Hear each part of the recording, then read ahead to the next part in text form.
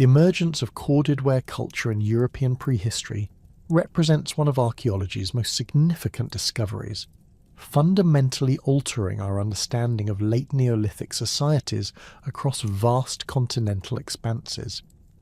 The distinctive pottery that would eventually define this culture first caught the attention of antiquarians and early archaeologists during the systematic excavations of the mid-19th century, when European nations were experiencing unprecedented industrial growth and scholarly interest in their prehistoric past.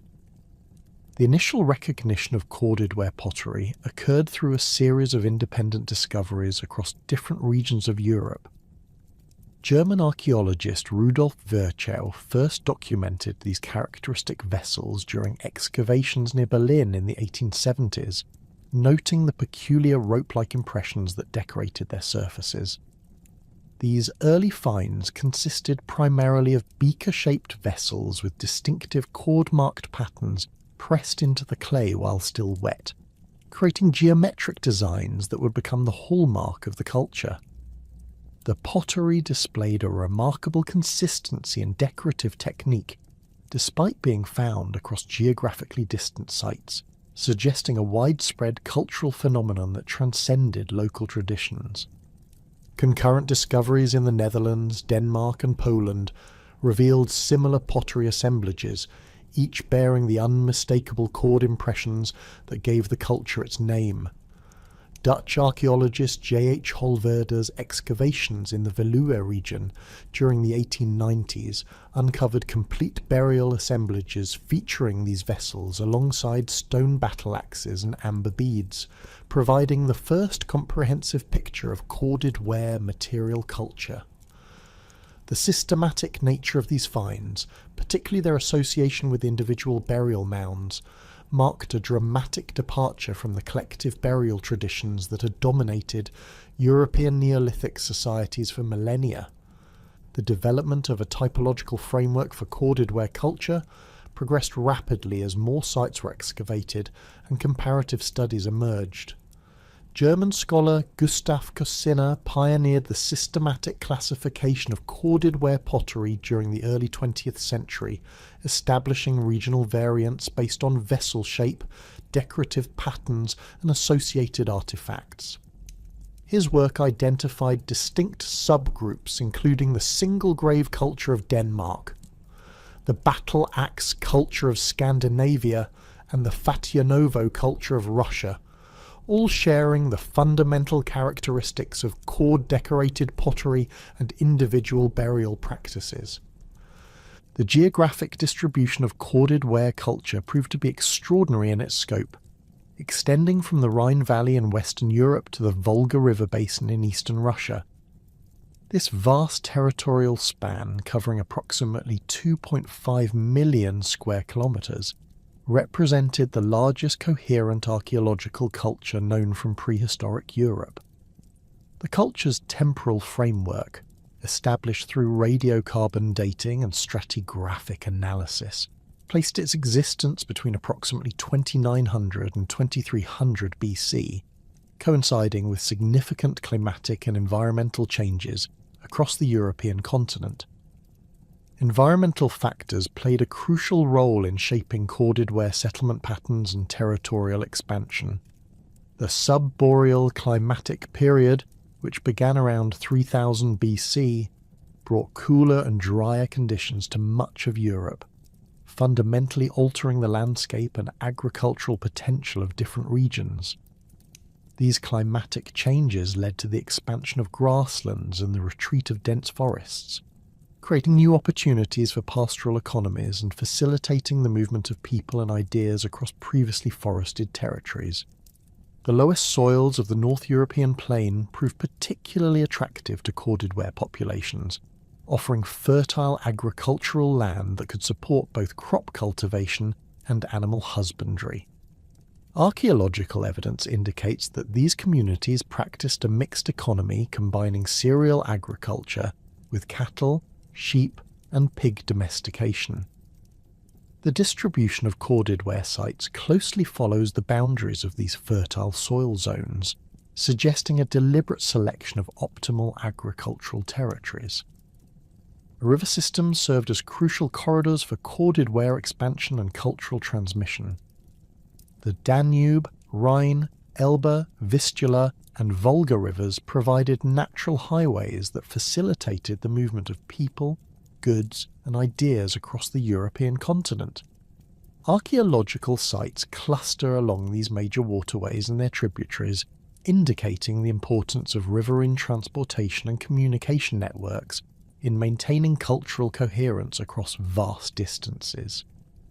The relationship between corded ware culture and preceding Neolithic traditions reveals a complex pattern of cultural transformation and continuity. The funnel beaker culture, which had dominated much of northern and central Europe from approximately 4000 to 2800 BC, represented the immediate predecessor to corded ware in many regions. TRB communities had established sophisticated agricultural systems, monumental burial practices, and extensive trade networks that laid the groundwork for subsequent cultural developments. The transition from TRB to corded ware culture involved fundamental changes in social organization, burial practices, and material culture. TRB societies had emphasized collective identity through megalithic tombs, communal burial chambers, and standardized pottery traditions that reflected group solidarity and shared ritual practices. These communities constructed massive stone monuments, including dolmens, passage graves, and causewayed enclosures that required coordinated labour and expressed collective identity. Corded ware culture marked a dramatic shift toward individual expression and personal identity. The replacement of collective burial chambers with single graves represented more than a change in mortuary practice. It reflected a fundamental transformation in social values and kinship structures. Individual burials became the norm, with each grave containing a carefully curated assemblage of personal possessions, including pottery vessels, stone tools, weapons, and ornaments that reflected the deceased's status and identity. The burial practices of corded ware communities followed remarkably consistent patterns across their entire distribution. Males were typically interred on their right side with their heads oriented toward the west, accompanied by battle axes, flint daggers, and beaker vessels. Females were placed on their left side with heads toward the east, buried with pottery vessels, flint knives, and personal ornaments. This standardized burial orientation and gender-specific grave goods assemblages suggest shared ideological beliefs and social structures that transcended regional boundaries. Early archaeological interpretations of corded ware culture were heavily influenced by the culture-historical approach that dominated European archaeology during the early 20th century. Scholars like V. Gordon Childe viewed archaeological cultures as direct reflections of distinct ethnic groups or peoples, leading to interpretations of corded ware as evidence for large-scale population movements or invasions. This perspective emphasized the sudden appearance of new material culture traditions as evidence for the arrival of new peoples who displaced or absorbed existing populations. The culture-historical framework led to various theories about corded ware origins and expansion. Some scholars proposed an eastern origin, suggesting that pastoral nomads from the Pontic steppes had migrated westward, bringing new technologies and social practices to European Neolithic communities. Others argued for indigenous development, viewing corded ware as an evolutionary adaptation of existing TRB traditions to changing environmental and social conditions. The evolution of scholarly understanding underwent significant transformation with the emergence of processual archaeology during the 1960s and 1970s. This new approach shifted focus from culture-historical narratives to the investigation of social, economic, and environmental processes that drove cultural change. Processual archaeologists questioned simplistic migration theories and began examining the complex interactions between environmental change, technological innovation, and social transformation that characterized the late Neolithic period. Recent advances in scientific archaeology have revolutionized our understanding of corded ware culture through the application of genetic analysis, isotope studies, and advanced dating techniques. Ancient DNA research has revealed complex patterns of population mixture and migration that challenge earlier interpretations of cultural change. These studies indicate that corded ware expansion involved both population movement and cultural transmission, with genetic contributions from steppe populations mixing with existing European Neolithic groups. Isotope analysis of human remains has provided new insights into mobility patterns and dietary practices within corded ware communities. Strontium isotope ratios in tooth enamel reveal that many individuals buried in corded ware graves had spent their childhood in different geological regions, indicating high levels of mobility and possibly exogamous marriage practices that connected distant communities. The technological innovations associated with corded ware culture extended beyond pottery production to include advances in metallurgy, stone tool manufacture, and agricultural practices. Copperworking became increasingly sophisticated during this period, with corded ware communities producing a variety of tools, weapons, and ornaments from imported raw materials. The appearance of copper daggers, axes, and awls in burial assemblages indicates growing technological complexity and expanding trade networks. Stone tool technology also underwent significant changes during the corded ware period. The production of polished stone battle axes required specialized knowledge and considerable skill, involving the selection of appropriate raw materials, careful shaping through pecking and grinding, and the creation of precisely fitted hafting systems. These weapons served both practical and symbolic functions, representing markers of male status and possibly ritual or ceremonial implements. The technological sophistication and material achievements of corded ware communities reveal a society undergoing rapid innovation across multiple domains of production. The archaeological record demonstrates that these communities developed distinctive manufacturing traditions that combined inherited Neolithic techniques with novel approaches to pottery, stone tool production, and early metallurgy. These innovations were not merely functional adaptations, but represented conscious choices that reflected evolving social values and technological capabilities. The pottery tradition that defines corded ware culture emerged through a revolutionary approach to ceramic decoration that fundamentally departed from earlier Neolithic practices. The characteristic cord impressions were created using twisted plant fibres, sinew, or leather cords pressed into the clay surface while the vessel remained in a leather-hard state. Archaeological experiments have demonstrated that craftsmen achieved these patterns by wrapping cords around wooden paddles or stamps, then pressing them into the clay in systematic patterns that created geometric designs of remarkable consistency. The cord impressions typically measured between 4 millimeters in width, with individual cord strands clearly visible under microscopic examination. The manufacturing process began with the careful selection and preparation of clay sources.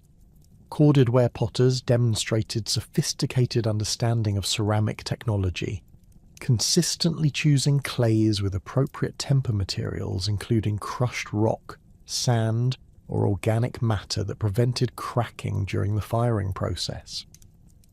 Petrographic analysis of pottery sherds reveals that communities often travelled considerable distances to obtain specific clay sources, suggesting that ceramic production involves specialized knowledge of raw material properties and availability. Vessel forms within the corded ware tradition displayed remarkable standardization across vast geographic distances, while simultaneously exhibiting subtle regional variations that reflect local preferences and technological adaptations. The archetypal corded ware beaker featured a distinctive S-shaped profile with a narrow base, maximum diameter at the shoulder, and a slightly flared rim. These vessels typically measured 15-25 centimeters in height with wall thicknesses ranging from 6-12 millimeters, demonstrating consistent manufacturing standards that required considerable skill to achieve. Regional variations in vessel morphology reveal the complex interplay between cultural tradition and local innovation. The single grave culture of Denmark produced beakers with more pronounced shoulder angles and distinctive rim treatments, while Fatianovo culture vessels from eastern regions exhibited rounder profiles and different proportional relationships. Polish corded ware pottery often featured additional decorative elements, including incised lines and impressed dots that supplemented the characteristic cord markings, creating more elaborate surface treatments. The decorative motifs employed by corded ware potters followed established patterns that were transmitted across generations and geographic regions. Horizontal bands of cord impressions dominated vessel surfaces, typically arranged in zones that corresponded to the natural divisions of the vessel form. The neck area usually received the most elaborate decoration, with multiple rows of cord impressions creating complex geometric patterns. Shoulder areas were frequently decorated with diagonal or herringbone patterns, while the lower body often remained undecorated or received simple horizontal banding. Manufacturing techniques varied subtly between regions, with some communities employing coil construction methods, while others used slab building techniques. The finishing process involved careful smoothing of interior surfaces and the systematic application of decorative elements before firing. Firing temperatures, determined through thermal analysis of pottery sherds, typically range between 700 and 850 degrees Celsius, indicating controlled firing conditions that produce durable, well-sintered ceramics. Stone tool production within corded ware communities reached unprecedented levels of specialization and technical sophistication. The manufacture of polished stone battle axes represented the pinnacle of lithic technology during this period, requiring extensive knowledge of raw material properties, sophisticated shaping techniques, and precise hafting systems. These implements were produced from carefully selected stone types, including amphibolite, diabase, and various metamorphic rocks that possessed the necessary hardness and durability for both practical use and symbolic display. The production sequence for battle axes began with the rough shaping of blanks through controlled fracturing and pecking techniques.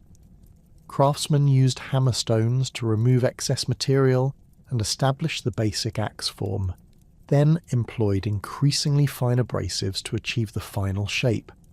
The creation of the hafting hole required specialized boring techniques, using hollow reed drills charged with abrasive sand, a process that could take several days to complete.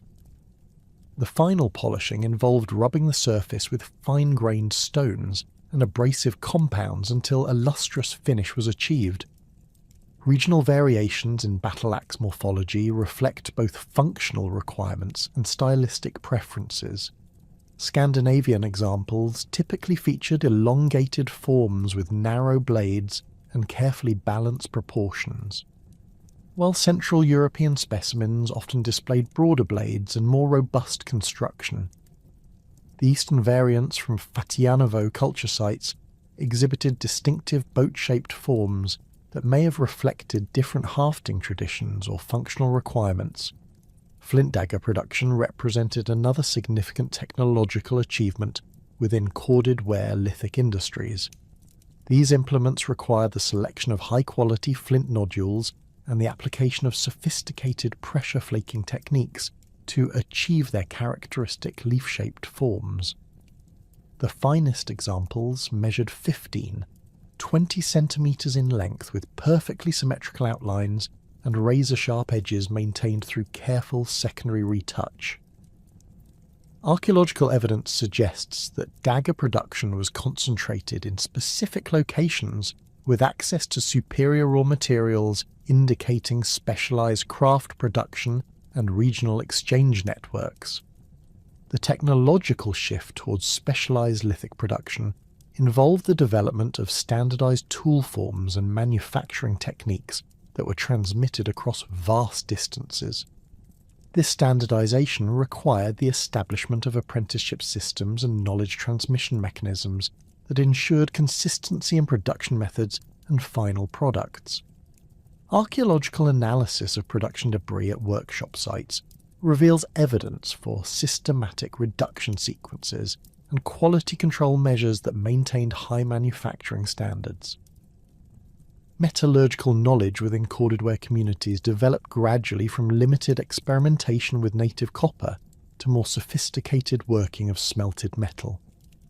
The earliest copper artifacts from corded ware contexts consisted primarily of simple implements including awls, pins, and small ornaments produced through cold hammering techniques. These objects were manufactured from native copper sources or recycled metal from earlier cultural contexts, indicating initial unfamiliarity with smelting processes. The transition to copper smelting occurred gradually during the middle phases of corded ware development, with communities acquiring knowledge through contact with more technologically advanced groups. Archaeological evidence for copper working includes crucible fragments, slag deposits, and stone moulds used for casting simple implements. The copper sources exploited by corded ware communities included the Alpine regions, the Carpathian Mountains, and deposits in central Germany, requiring extensive trade networks to transport raw materials and finished products. Copper daggers represent the most sophisticated metallurgical products from corded ware contexts, displaying advanced understanding of alloying, casting, and finishing techniques. These implements typically measured 15 centimeters in length with triangular blades and tang hafting systems that required precise coordination between metalworker and haft manufacturer. Chemical analysis reveals that many copper daggers contained small amounts of arsenic or antimony that improved the working properties of the metal, suggesting deliberate alloying practices. The limited scale of copper production within corded ware communities reflects both technological constraints and social factors that limited access to metallurgical knowledge. Copper artifacts remained relatively rare in burial assemblages and settlement contexts, indicating that metal objects served primarily as status symbols rather than everyday tools. The distribution of copper artifacts shows clear patterns of social differentiation, with the finest examples concentrated in wealthy burials that also contained elaborate pottery vessels and imported materials. Textile production evidence from corded ware sites provides crucial insights into the technological capabilities and daily activities of these communities. The cord impressions on pottery vessels themselves represent direct evidence for textile technology, as many of the cords used for decoration were produced through sophisticated twisting and plying techniques. Microscopic analysis of cord impressions reveals details about fibre preparation, spinning methods, and cord construction that illuminate the broader textile production system. Spindle whorls recovered from corded ware settlements demonstrate the importance of spinning technology in daily life. These ceramic discs, typically measuring 6 centimeters in diameter, were carefully manufactured with precise weight distributions that optimized their performance for spinning different fibre types. The variation in spindle whorl weights suggests that communities processed both plant fibres and animal hair, requiring different spinning techniques and equipment specifications. Plant fibre processing involved the cultivation and harvesting of flax, nettle, and other fibre-producing plants that were processed through retting, breaking, and heckling to produce spinnable fibres. Archaeological evidence for these activities includes specialized tools for fibre processing and concentrations of plant remains in settlement contexts. The quality of plant fibre cords used for pottery decoration indicates sophisticated processing techniques that produce strong, uniform threads suitable for both utilitarian and decorative purposes. The development of wool processing technologies during the corded ware period represents a significant technological advancement that would have far-reaching implications for subsequent European societies. Archaeological evidence suggests that communities began systematically exploiting sheep for wool production, rather than relying solely on meat and milk products. This transition required the development of specialized shearing tools, improved breeding practices, and new processing techniques for preparing wool fibres. Wool processing involved multiple stages including shearing, cleaning, carding and spinning that required specialised knowledge and equipment. The archaeological record provides limited direct evidence for these activities, but the presence of sheep remains in settlement contexts, and the characteristics of textile impressions on pottery suggest that wool working was becoming increasingly important. The superior properties of wool compared to plant fibres for certain applications would have provided significant advantages for communities that mastered these technologies. The integration of textile production into broader economic and social systems reveals the complex interconnections between technological innovation and cultural development within corded ware communities. Textile production required coordination between herding activities, agricultural practices, and craft specialization that involved multiple members of the community. The evidence suggests that textile work was primarily conducted by women, based on ethnographic parallels and the association of spinning equipment with female burials. The technological innovations documented within corded ware material culture represent more than simple functional improvements. They reflect fundamental changes in social organization, economic systems, and cultural values that would shape European societies for millennia. The emphasis on individual craftsmanship, specialized production, and technological innovation establish patterns that would continue through the Bronze Age and beyond, marking the corded ware period as a crucial transitional phase in European prehistory. The technological mastery demonstrated by corded ware communities extended seamlessly into their sophisticated approaches to settlement organization and economic production. Archaeological excavations across the vast corded ware distribution have revealed a complex settlement hierarchy that reflects deliberate choices about resource exploitation, territorial control, and community organization. These communities developed highly adaptable subsistence strategies that successfully integrated traditional Neolithic agricultural practices with innovative pastoral techniques, creating economic systems capable of thriving across diverse European landscapes. Settlement archaeology has documented three primary categories of corded ware habitation sites: permanent villages, seasonal camps, and specialized activity areas. Permanent settlements typically occupied elevated positions on river terraces or hilltops that provided defensive advantages while maintaining access to water sources and fertile agricultural land. These locations demonstrate careful consideration of multiple environmental factors including soil quality, drainage patterns, proximity to raw material sources, and strategic visibility across surrounding territories. Excavations at Broniecity in southern Poland have revealed one of the most comprehensively documented corded ware settlements, providing crucial insights into community organization and daily life.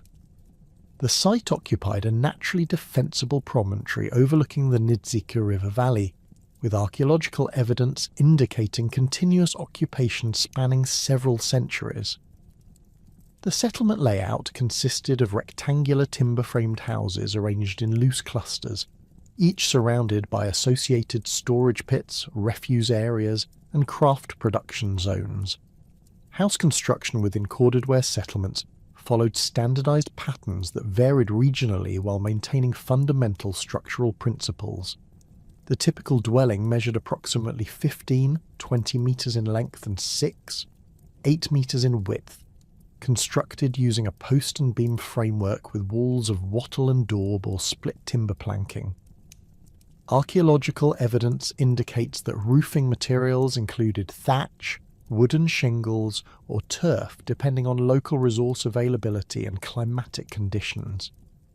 The internal organisation of corded ware houses reflected functional requirements for mixed farming economies. Living spaces were typically divided into distinct areas for food preparation, storage, craft activities, and sleeping quarters. Central hearths provided heating and cooking facilities, with associated storage pits and ceramic vessels indicating systematic food processing and preservation activities. The presence of loom weights and spindle whirls in domestic contexts confirms that textile production occurred within household settings. Storage facilities associated with corded ware settlements demonstrate sophisticated understanding of food preservation and resource management. Bell-shaped storage pits, typically measuring 3 meters in diameter and 2 meters in depth, were carefully lined with stone slabs or fired clay to create moisture-resistant environments for grain storage. These facilities could preserve cereals for multiple years when properly sealed, providing crucial insurance against harvest failures and enabling communities to accumulate surplus production for trade or social obligations. The distribution of storage facilities across settlement areas reveals insights into property ownership and social organisation within corded ware communities. Individual households typically maintain their own storage complexes, suggesting private ownership of agricultural surplus rather than communal storage systems. The varying sizes of storage facilities associated with different houses indicate economic differentiation within communities, with some households capable of accumulating significantly larger surpluses than others. Specialised activity areas within settlements included craft production zones, animal processing areas, and ritual spaces that served specific community functions. Pottery production areas were typically located on settlement peripheries to minimise fire hazards, with associated features including kilns, clay preparation areas, and tool caches. Stone tool manufacturing zones were positioned near raw material sources or import-export routes, with extensive debitage scatters indicating intensive production activities. The subsistence economy of corded ware communities represented a sophisticated integration of crop cultivation and animal husbandry that maximised resource utilisation across diverse environmental zones. Archaeological evidence indicates that these communities practiced mixed farming systems that combined cereal agriculture with cattle, sheep, pig, and goat domestication. This economic strategy provided multiple sources of nutrition while reducing risks associated with environmental variability and resource fluctuations. Cereal cultivation formed the foundation of corded ware agricultural systems, with archaeobotanical evidence documenting the cultivation of emmer wheat, einkorn wheat, barley, and limited quantities of bread wheat. Grain processing equipment, including quern stones, mortars, and grinding implements, reveals sophisticated food preparation techniques that maximize nutritional value and storage potential. The presence of carbonized grain deposits in storage facilities indicates systematic harvesting, processing, and preservation activities that supported year-round nutrition requirements. Agricultural field systems associated with corded ware settlements demonstrate careful land management practices adapted to local soil conditions and topographic constraints. Lynchets and field boundaries documented through aerial photography and excavation reveal planned agricultural landscapes with systematic field divisions and drainage systems. These features indicate long-term agricultural investment and territorial stability that contradicts earlier interpretations of corded ware communities as primarily nomadic pastoralists. Crop rotation practices within corded ware agricultural systems involve the systematic alternation of cereal cultivation with fallow periods or legume crops that maintain soil fertility. Archaeobotanical evidence includes remains of field peas, lentils, and other nitrogen-fixing plants that were integrated into agricultural cycles. These practices demonstrate sophisticated understanding of soil management principles that enabled sustainable agricultural production over extended periods. Animal husbandry strategies within corded ware communities emphasized cattle and sheep production while maintaining smaller numbers of pigs and goats for specialized purposes. Cattle served multiple functions, including meat production, milk processing, draft labor, and hide production for leather goods. Archaeological evidence indicates that cattle were managed through systematic breeding programs that selected for specific traits including size, temperament, and productivity characteristics. Sheep husbandry focused increasingly on wool production during the later phases of corded ware development, representing a significant technological and economic innovation. The transition from hair sheep to woolly varieties required careful breeding selection and the development of specialized processing techniques for wool preparation. This shift enabled communities to produce high-quality textiles for both local use and regional exchange networks. The integration of pastoral and agricultural activities required sophisticated scheduling and resource allocation systems that coordinated multiple production activities throughout the annual cycle. Spring activities included field preparation, sowing, and animal breeding programs that established the foundation for annual production cycles. Summer months involved intensive agricultural labor, including weeding, harvesting, and hay production for winter animal fodder. Seasonal mobility patterns within corded ware communities involved the systematic movement of livestock between different pasture areas to optimize grazing resources and prevent overexploitation of local environments. Archaeological evidence indicates that some communities maintained permanent settlements while practicing seasonal transhumance, moving animals to upland pastures during summer months and returning to valley settlements for winter periods. The environmental adaptation strategies employed by corded ware communities enabled successful colonization of diverse ecological zones across Europe. Coastal plain settlements developed specialized fishing and marine resource exploitation techniques that supplemented agricultural production. Archaeological evidence from Danish sites includes fish bones, marine shell middens, and specialized fishing equipment that indicate systematic exploitation of aquatic resources. Mountain region adaptations involved modified agricultural practices and increased emphasis on pastoral activities suited to high-altitude environments. Alpine settlements demonstrate sophisticated understanding of microclimate variations and seasonal resource availability patterns.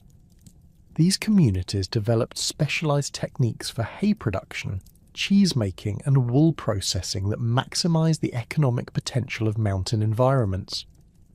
Forest zone settlements required extensive land clearance activities and modified agricultural techniques adapted to woodland soils and climatic conditions.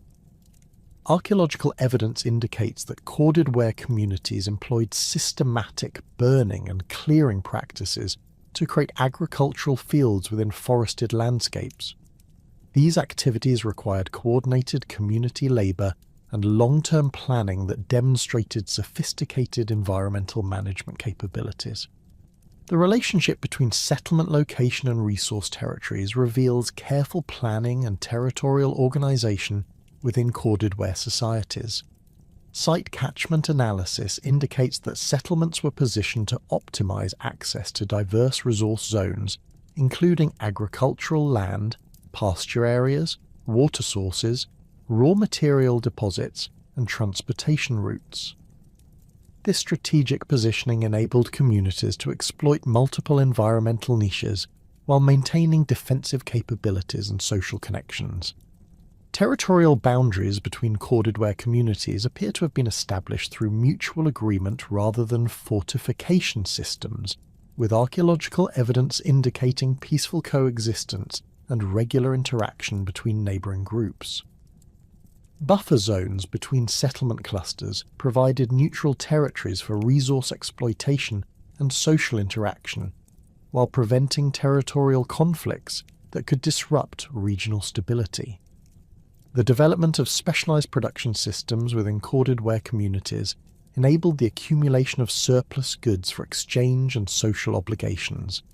Archaeological evidence indicates that communities produce specialized products including high-quality pottery, stone tools, textiles, and processed foods that were traded across regional networks.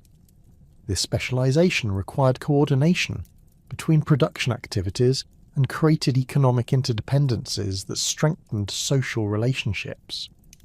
Craft specialization within settlements involved the development of part-time specialists who maintained agricultural activities while producing specialized goods during seasonal periods of reduced agricultural labor demands. These specialists developed enhanced technical skills and maintained quality control standards that enabled their products to compete successfully in regional exchange networks. The seasonal scheduling of production activities required sophisticated understanding of labor requirements and resource availability patterns throughout the annual cycle. Communities coordinated agricultural activities, craft production, construction projects, and social obligations to maximize efficiency and minimize conflicts between competing demands for labor and resources. Risk management strategies within corded ware subsistence systems included diversified production portfolios, surplus accumulation, and social networks that provided assistance during periods of resource stress. Communities maintained multiple food sources, developed preservation techniques, and established reciprocal relationships with neighboring groups that provided insurance against local resource failures. The archaeological evidence demonstrates that corded ware communities achieved remarkable success in adapting their subsistence strategies to diverse environmental conditions, while maintaining cultural coherence across vast geographic distances. Their innovative integration of agricultural and pastoral activities created sustainable economic systems that supported population growth and cultural development throughout the late Neolithic period. The sophisticated subsistence strategies and settlement patterns developed by corded ware communities found their most profound expression in revolutionary burial practices that fundamentally transformed European mortuary traditions. The archaeological record reveals a dramatic shift from the collective megalithic tombs that had dominated Neolithic Europe for over a millennium to individual inhumation burials beneath earthen mounds. This transformation represented far more than a change in burial customs. It reflected a complete reorganization of social structures, kinship systems, and ideological frameworks that would define European societies for centuries to come. The transition from collective to individual burial practices marked one of the most significant social revolutions in European prehistory. The massive stone monuments of the preceding funnel beaker culture had served as focal points for community identity, with multi-generational burial chambers accommodating dozens or even hundreds of individuals over extended periods. These megalithic structures required coordinated labour from entire communities and expressed collective ownership of ancestral territories through permanent stone monuments that dominated the landscape for millennia. Corded ware burial practices abandoned these communal traditions in favour of single graves that emphasised individual identity and personal achievement. Each burial received its own carefully constructed grave pit, typically measuring 3 metres in length and 2 metres in depth, excavated with precision to accommodate the deceased and associated grave goods. The graves were covered with low earthen mounds, known as barrows or tumuli, that averaged 10-20 metres in diameter and rarely exceeded 2 metres in height. These modest monuments represented a conscious rejection of the monumental scale that had characterised earlier burial traditions. The construction sequence for corded ware burial mounds followed standardised procedures that were remarkably consistent across the entire cultural distribution. The process began with the careful excavation of the grave pit, oriented along specific cardinal directions that varied by region, but maintained strict adherence to local conventions. The pit walls were often lined with stone slabs, wooden planks, or organic materials that created a defined burial chamber, distinct from the surrounding soil matrix. The placement of the deceased within the grave followed rigid protocols that differentiated between male and female burials through systematic orientation patterns. Male individuals were consistently placed on their right side in a contracted position, with the head oriented toward the west and the face directed southward. This positioning created a standardized arrangement that was maintained across thousands of kilometers and several centuries of cultural development. The contracted posture, with knees drawn up toward the chest and arms folded across the body, may have represented a return to the fetal position or symbolic preparation for rebirth in an afterlife realm. Female burials exhibited equally systematic positioning, with individuals placed on their left side in contracted positions, with heads oriented toward the east and faces directed northward. This mirror image arrangement created a complementary burial system that emphasized gender differentiation while maintaining overall structural consistency. The precision with which these orientations were maintained suggests that burial positioning carried profound symbolic significance related to cosmological beliefs about death, rebirth, and the movement of celestial bodies. The grave goods assemblages associated with corded ware burials provide crucial insights into social organization and gender roles within these communities. Male burials consistently contained distinctive artifact combinations that emphasized warfare, hunting, and craft production activities. The signature male grave good was the polished stone battle axe, typically positioned near the head or chest of the deceased. These implements represented sophisticated technological achievements, requiring specialized knowledge and considerable labor investment to produce. Battle axes found in male graves exhibited remarkable diversity in form and decoration, suggesting that these implements served as markers of individual status and regional identity.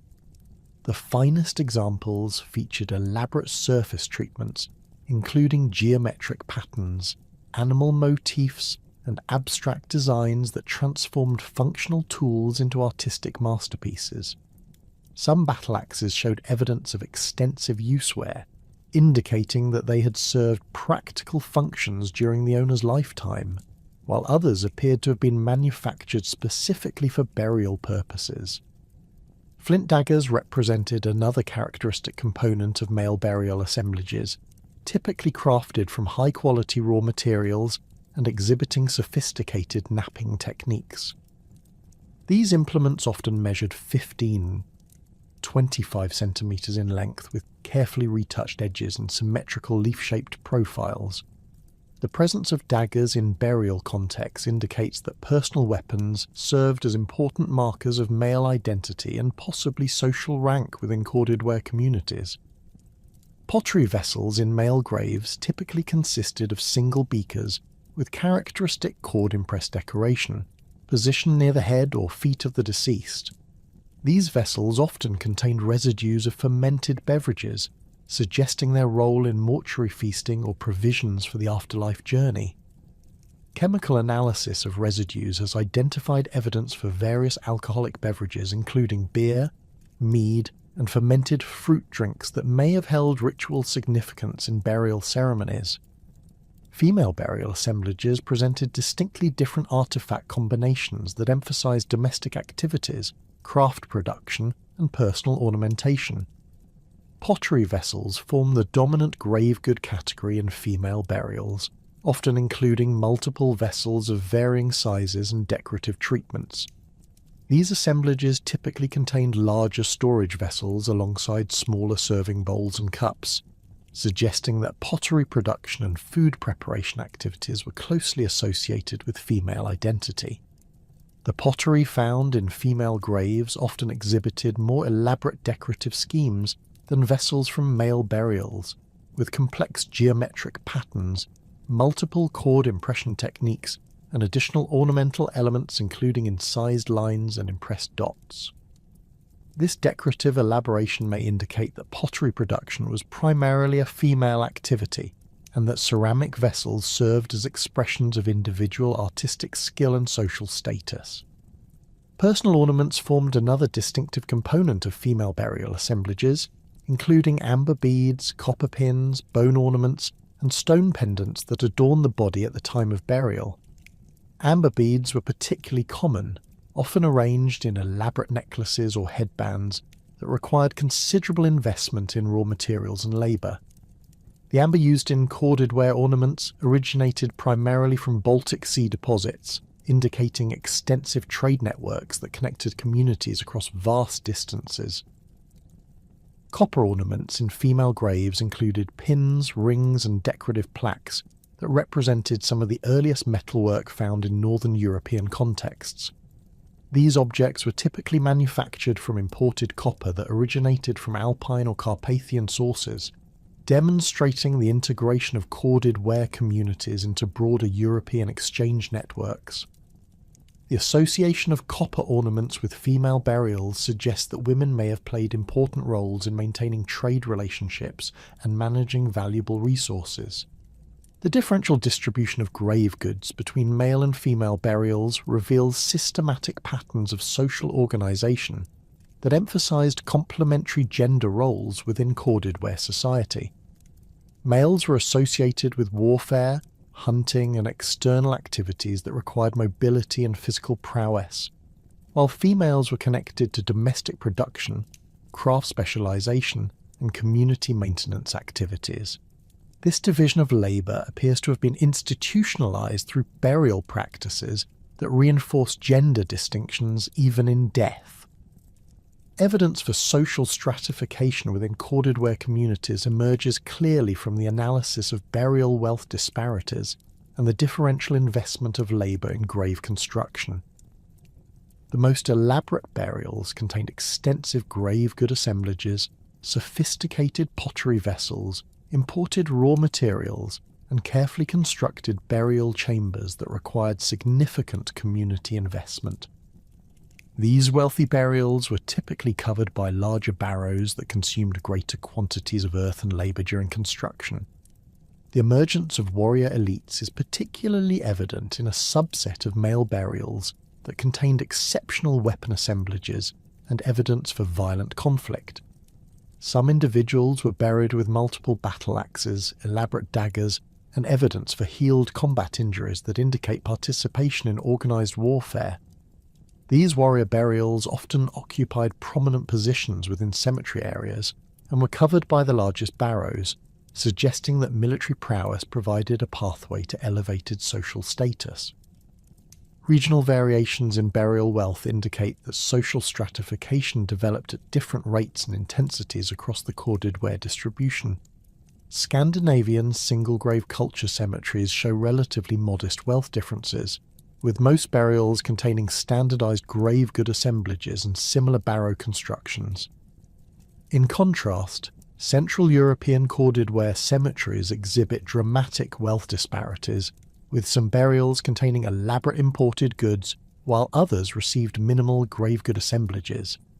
The development of hereditary status systems is suggested by the clustering of wealthy burials within specific cemetery areas and the presence of child burials with elaborate grave goods that could not have been earned through individual achievement.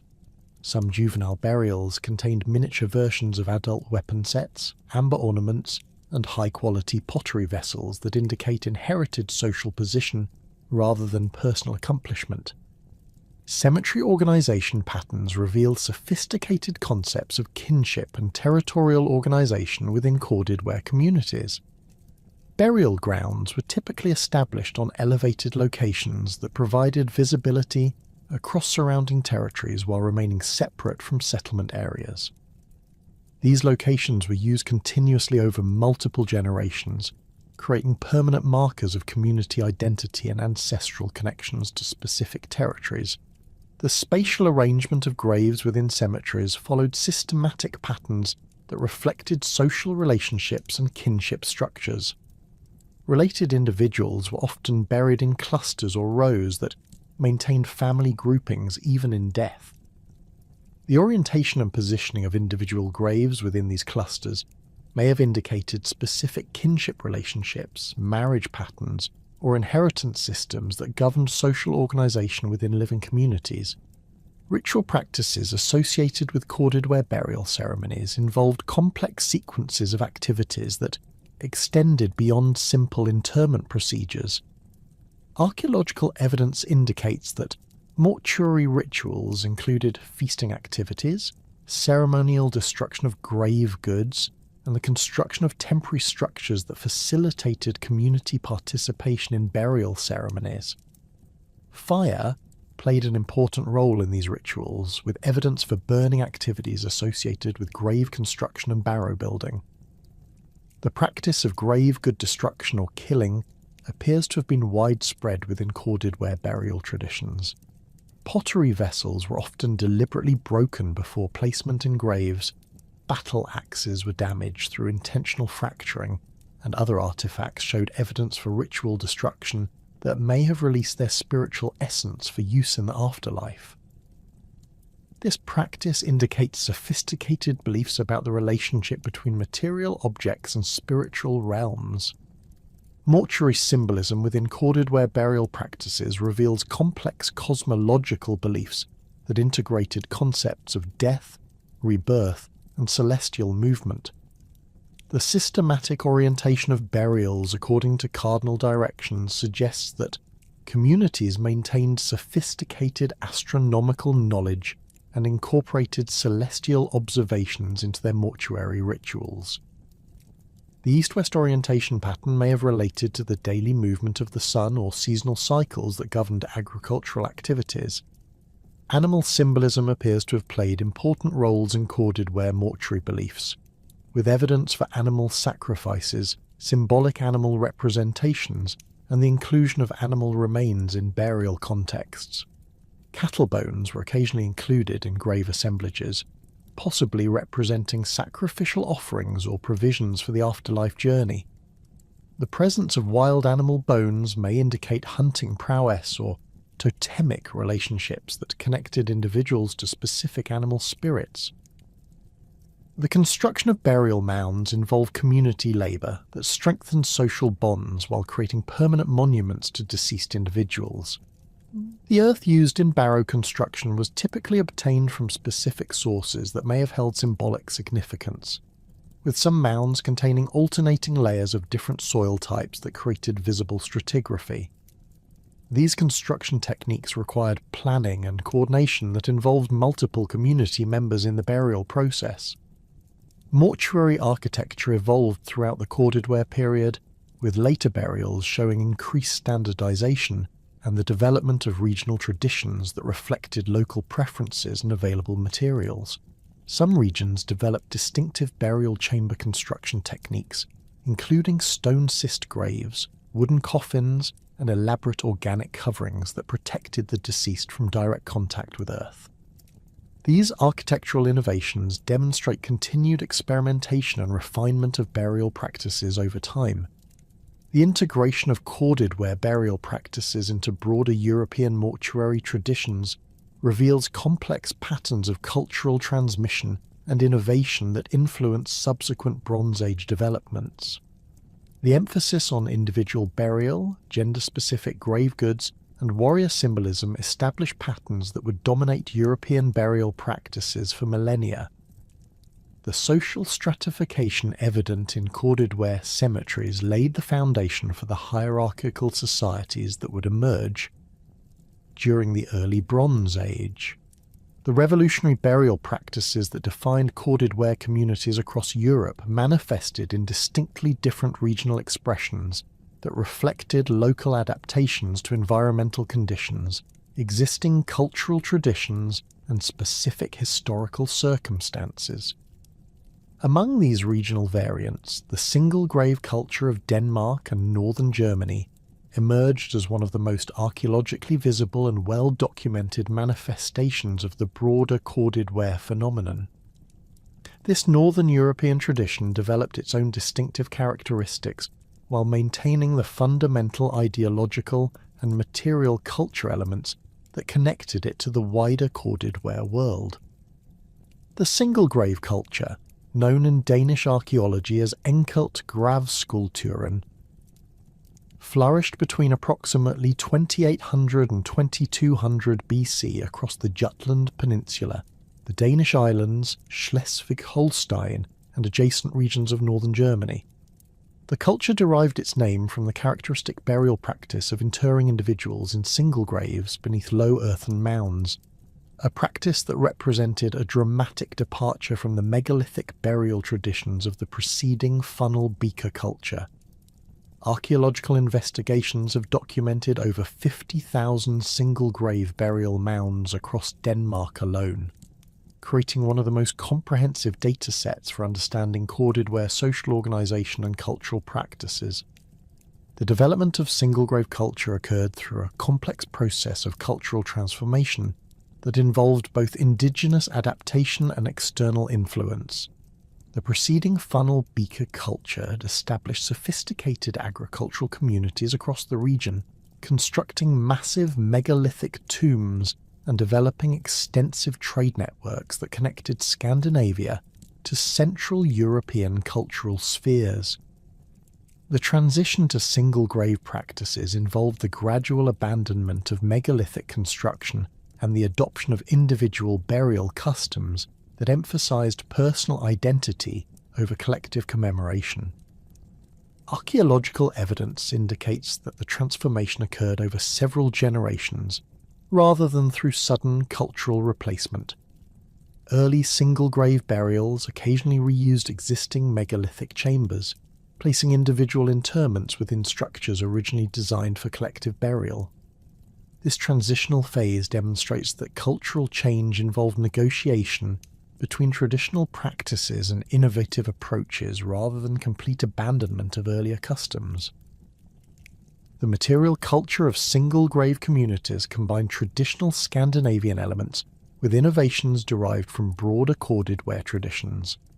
Pottery production maintained certain formal characteristics inherited from funnel beaker traditions, while adopting the distinctive cord-impressed decoration that defined the wider cultural phenomenon. Single-grave ceramics typically featured more angular profiles and pronounced shoulders compared to other corded ware regional variants, reflecting local aesthetic preferences and functional requirements. Battle axe production within single-grave culture reached extraordinary levels of sophistication and artistic achievement. Scandinavian craftsmen developed distinctive axe forms characterized by elongated proportions, carefully balanced weight distribution, and elaborate surface treatments that transformed functional implements into masterworks of prehistoric art. The finest examples featured intricate geometric patterns, animal motifs, and abstract designs executed with precision that required exceptional technical skill and aesthetic sensibility. The raw materials employed in single-grave battle axe production demonstrate extensive knowledge of stone properties and access to specialized geological sources. Craftsmen selected specific rock types including diabase, amphibolite, and various metamorphic stones that possess the necessary hardness and workability for producing high-quality implements. Some battle axes were manufactured from exotic materials transported over considerable distances, indicating that weapon production was integrated into regional exchange networks that connected Scandinavia to Central European source areas.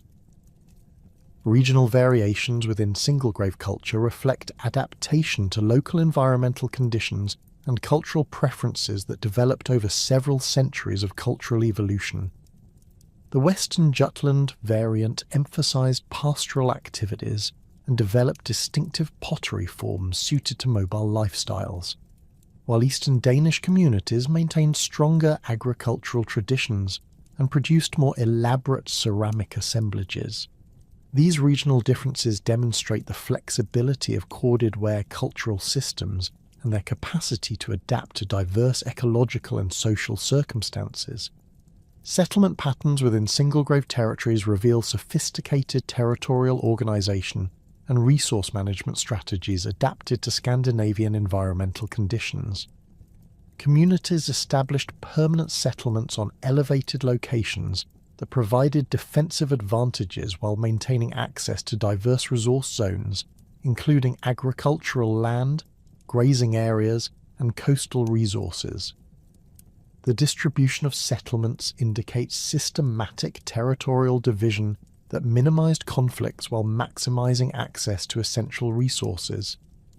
The integration of maritime resources into single-grave subsistence strategies represents a distinctive adaptation to Scandinavian coastal environments. Archaeological evidence indicates that communities developed specialized fishing techniques, seal hunting practices, and marine resource exploitation strategies that supplemented traditional agricultural and pastoral activities. Coastal settlements often contained extensive shell middens and fishbone deposits that demonstrate intensive marine resource utilization over extended periods. The Fatianovo culture of Eastern Europe represents another major regional variant of the corded ware phenomenon, developing distinctive characteristics adapted to forest steppe environmental conditions across vast territories extending from the upper Volga basin to the Ural Mountains. This eastern manifestation flourished between approximately 2900 and 2200 BC, establishing some of the most extensive territorial distributions documented for any prehistoric European culture. Fatianovo communities developed unique adaptations to forest environments that distinguished their material culture from Western corded ware traditions. Pottery production emphasized rounded vessel forms with distinctive rim treatments and decorative schemes that incorporated both chord impressions and incised geometric patterns. The integration of multiple decorative techniques created complex surface treatments that reflected sophisticated aesthetic traditions and technical capabilities. The subsistence strategies employed by Fatianovo communities emphasized cattle, husbandry, and forest resource exploitation, while maintaining limited agricultural activities suited to forest steppe environmental conditions. Archaeological evidence indicates that these communities practiced extensive pastoral systems that involved seasonal movement between different resource zones, utilizing forest clearings for grazing while exploiting woodland resources for construction materials, fuel, and supplementary nutrition. Settlement archaeology within Fatianovo territories has documented both permanent villages and seasonal camps that reflect mobile pastoral strategies adapted to forest environments. Permanent settlements typically occupied river terraces or lakeside locations that provided access to water resources while maintaining defensive capabilities. These sites often contained substantial timber structures and extensive storage facilities that supported year-round occupation and resource accumulation. The burial practices of Fatianovo communities followed standard corded ware orientation patterns while incorporating distinctive regional elements that reflected local cultural preferences and environmental adaptations. Grave goods assemblages emphasized pottery vessels and stone implements, while containing fewer metal artifacts compared to Western corded ware variants, possibly reflecting limited access to copper sources and metallurgical knowledge. Fatianovo battle axes developed distinctive morphological characteristics that reflected both functional requirements and aesthetic preferences adapted to Eastern European contexts. These implements typically featured broader blades and more robust construction compared to Scandinavian examples, possibly indicating different combat techniques or functional applications. The surface treatments often incorporated geometric patterns and symbolic motifs that may have reflected specific cultural meanings or ritual significance. The Zlota culture of southeastern Poland represents a unique regional variant that developed through complex interactions between corded ware traditions and local late Neolithic cultural elements. This culture flourished between approximately 2700 and 2200 BC in the Upper Vistula Basin, creating distinctive material culture traditions that combined corded ware innovations with indigenous technological and artistic elements. Archaeological investigations at the type site of Zlota have revealed extensive settlement remains and cemetery areas that provide crucial insights into the development and characteristics of this regional variant. The site occupied a strategic location controlling river valley transportation routes, while providing access to diverse resource zones, including fertile agricultural soils, forest resources, and mineral deposits. The material culture of Zlota communities combined corded ware pottery traditions with distinctive local innovations that reflected creative adaptation to regional conditions and cultural preferences.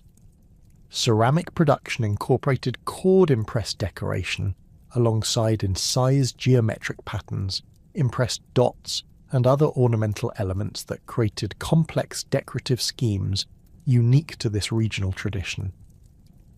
Metallurgical activities within Zlota culture contexts demonstrate sophisticated knowledge of copper working techniques and access to raw material sources that enabled the production of elaborate implements and ornaments.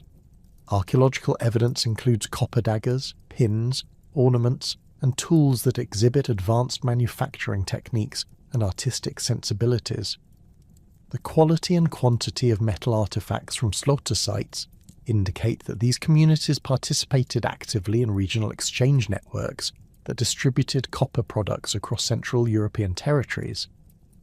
The chronological development of corded ware regional variants reveals complex patterns of cultural evolution that involved both parallel development and cross-cultural interaction.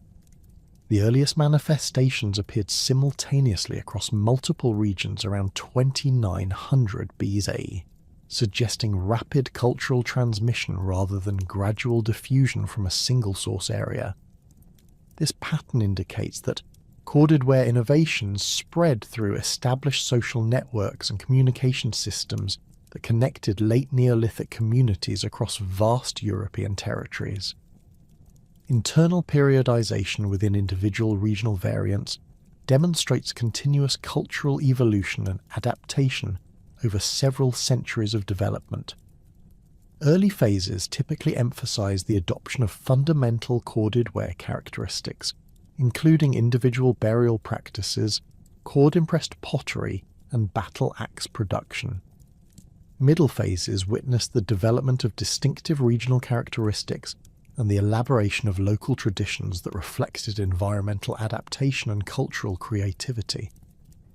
Late phases of regional development often involved increased cultural interaction and the exchange of innovations between different corded ware groups. Archaeological evidence indicates that communities maintained active communication networks that facilitated the transmission of technological innovations, artistic styles, and cultural practices across regional boundaries. This interaction created a dynamic cultural system that combined local adaptation with broader cultural coherence. The cultural boundaries between corded ware regional variants were often fluid and permeable, with archaeological evidence indicating regular interaction and cultural exchange between neighbouring groups.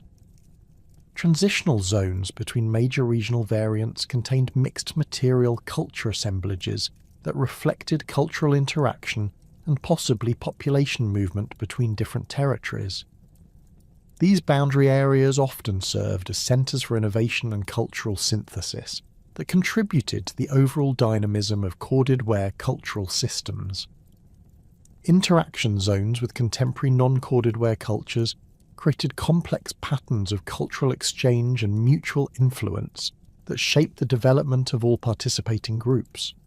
The bell beaker phenomenon, which emerged during the later phases of corded ware development, represents one of the most significant contemporary cultural traditions that interacted extensively with corded ware communities across Western and Central Europe. The relationship between corded ware and bell beaker cultures involved both competition and cooperation, with archaeological evidence indicating territorial overlap, cultural exchange, and possibly intermarriage between different groups. Some archaeological sites contain mixed assemblages that combine corded ware and bell beaker elements, suggesting peaceful coexistence and cultural interaction rather than conflict and displacement.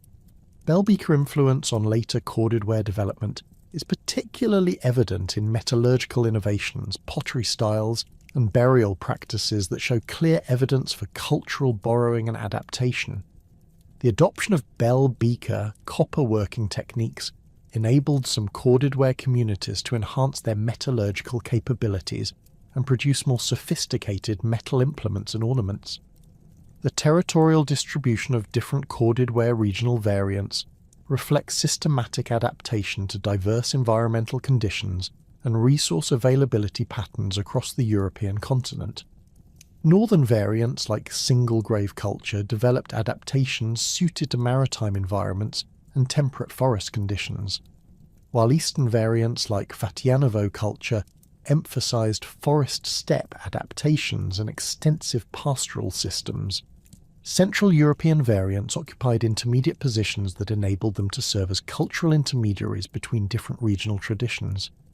These communities often contained the most diverse material culture assemblages and showed evidence for extensive trade connections that linked different parts of the corded ware world.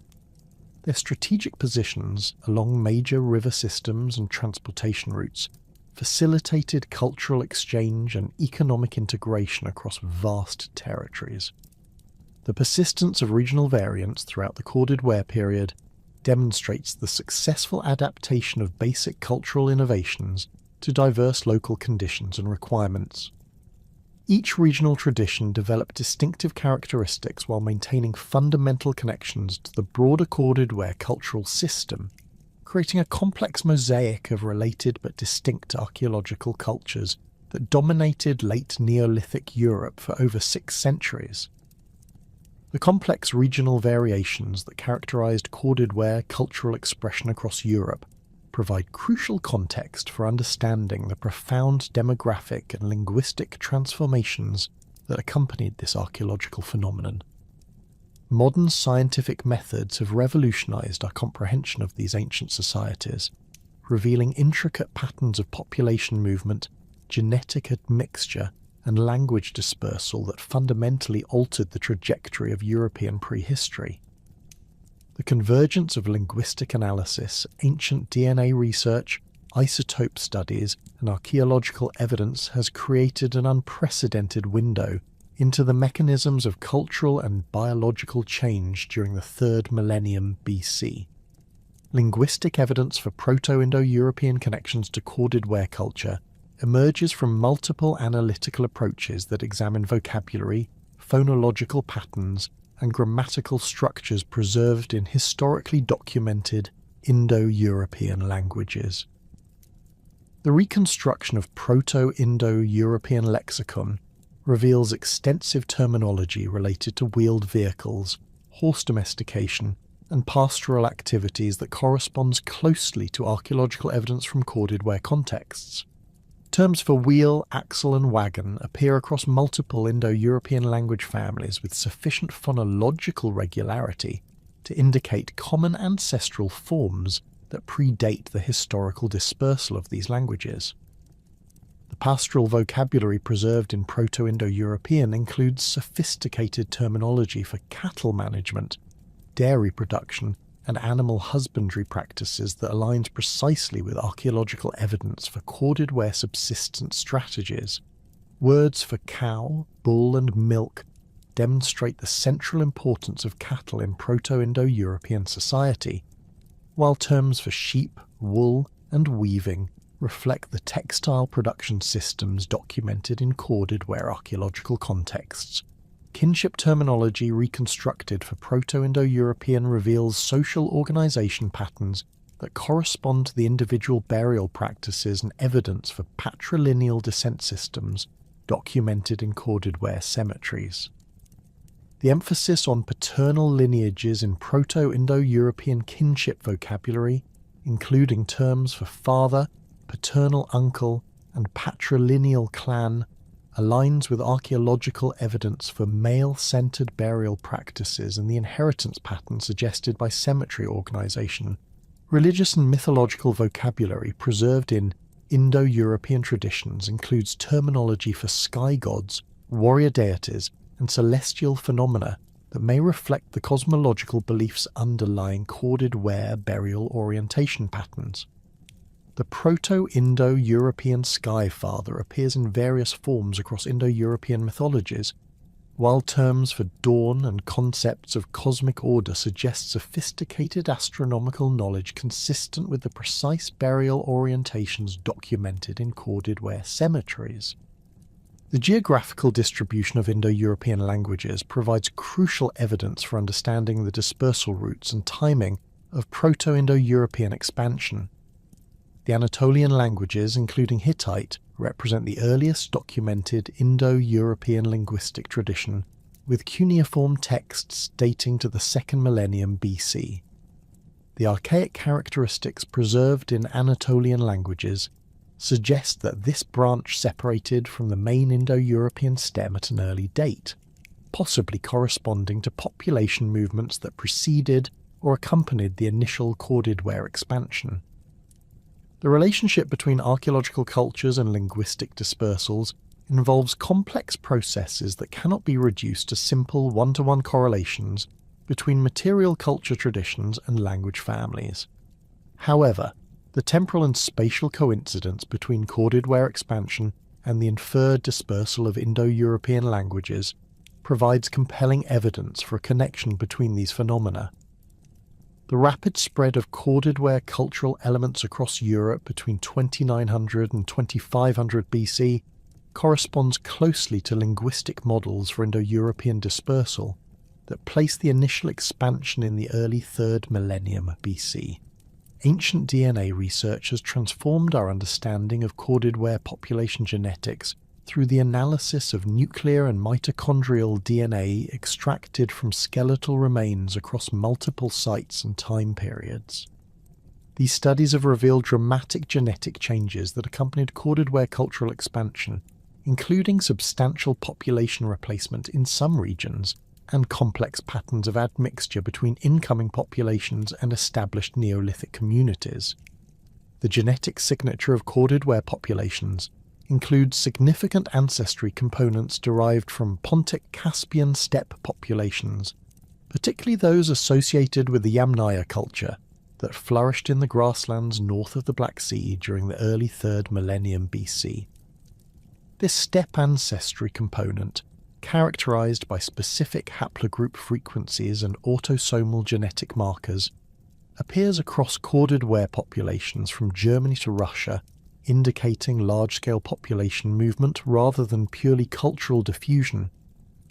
Mitochondrial DNA analysis reveals complex patterns of maternal lineage transmission that suggest different demographic processes affected male and female population components. Corded Ware populations show continuity in some mitochondrial haplogroups that were present in earlier European Neolithic populations, particularly haplogroups H, K and T that had been established in European farming communities for millennia. This pattern suggests that population replacement involved primarily male-mediated gene flow, possibly through conquest, intermarriage, or other social processes that maintained female lineage continuity while introducing new paternal genetic components. Y chromosome analysis provides complementary evidence for male-mediated population change during the Corded Ware period. The dominant Y chromosome haplogroup in Corded Ware males is R1a, which shows clear connections to steppe populations and becomes prevalent across much of northern and eastern Europe during the 3rd millennium BC. The rapid expansion of R1a lineages corresponds temporally and geographically to Corded Ware cultural expansion, suggesting that population movement involves substantial numbers of males who established new communities across European territories. The genetic relationship between Corded Ware populations and contemporary bell beaker groups reveals complex patterns of interaction and population history that challenge simple models of cultural replacement. Bell beaker populations show different genetic signatures, with stronger connections to Western European Neolithic populations and less pronounced steppe ancestry components. However, some regions show evidence for genetic exchange between Corded Ware and bell beaker populations, indicating that cultural boundaries were permeable and that intermarriage occurred between different groups. Regional variation in genetic signatures across Corded Ware populations reflects different intensities and mechanisms of population change that varied according to local circumstances and existing demographic conditions. Central European Corded Ware populations show the strongest steppe ancestry components, suggesting more intensive population replacement in these regions. Scandinavian single-grave populations show intermediate levels of steppe ancestry, indicating substantial but incomplete population replacement that involved admixture with existing funnel beaker communities. The demographic impact of corded ware expansion involved both population growth and territorial expansion that transformed the demographic landscape of late Neolithic Europe.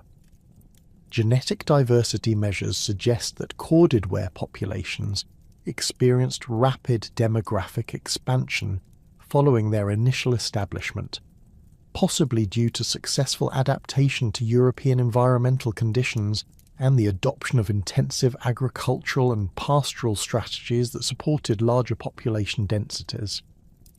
Ancient DNA studies have also revealed evidence for plague bacteria in some corded ware skeletal remains, suggesting that epidemic diseases may have played a role in demographic changes during this period. The presence of Yersinia pestis DNA in late Neolithic contexts indicates that plague epidemics affected European populations before the historically documented outbreaks of later periods.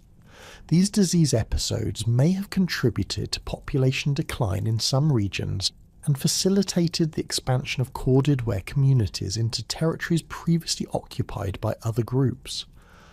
Isotope analysis of human skeletal remains provides independent evidence for individual mobility and migration patterns that complement genetic studies of population movement.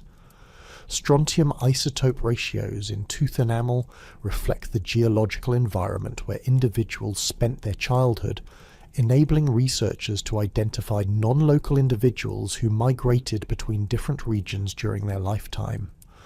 These studies have documented high levels of mobility within corded ware populations, with many individuals showing isotopic signatures indicating childhood residence in different geological zones from their burial locations.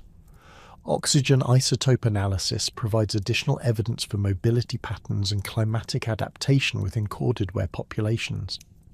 The oxygen isotope ratios preserved in tooth enamel reflect the temperature and humidity conditions experienced during tooth formation, enabling researchers to reconstruct childhood climate exposure and identify individuals who migrated between different climatic zones.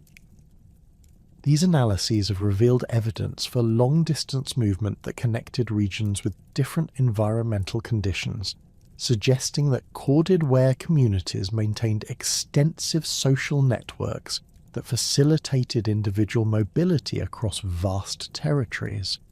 Carbon and nitrogen isotope analysis of bone collagen provides insights into dietary practices and subsistence strategies that complement archaeological evidence for corded ware economic systems.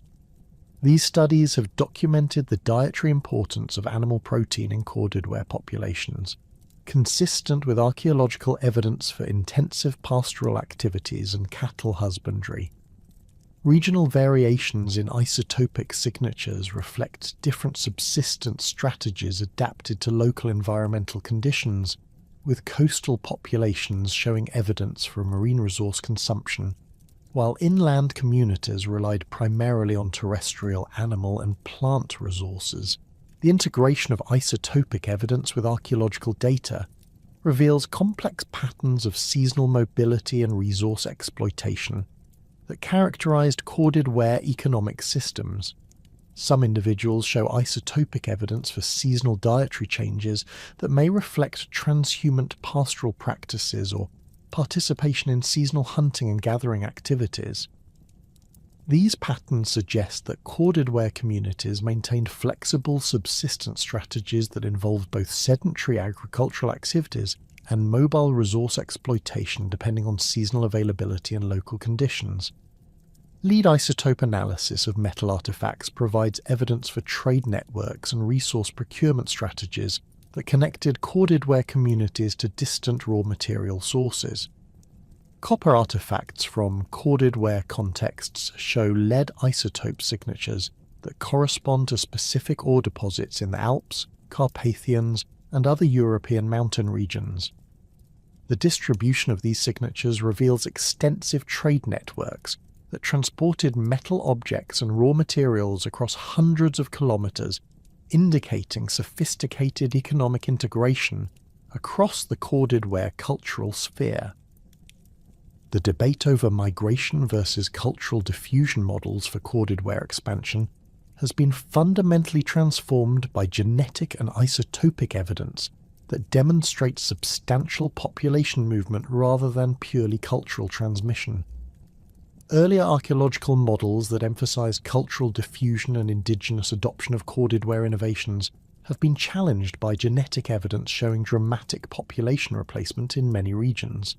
However, the complexity of genetic and isotopic patterns indicates that population change involved multiple mechanisms, including migration, intermarriage, and cultural adoption rather than simple replacement scenarios.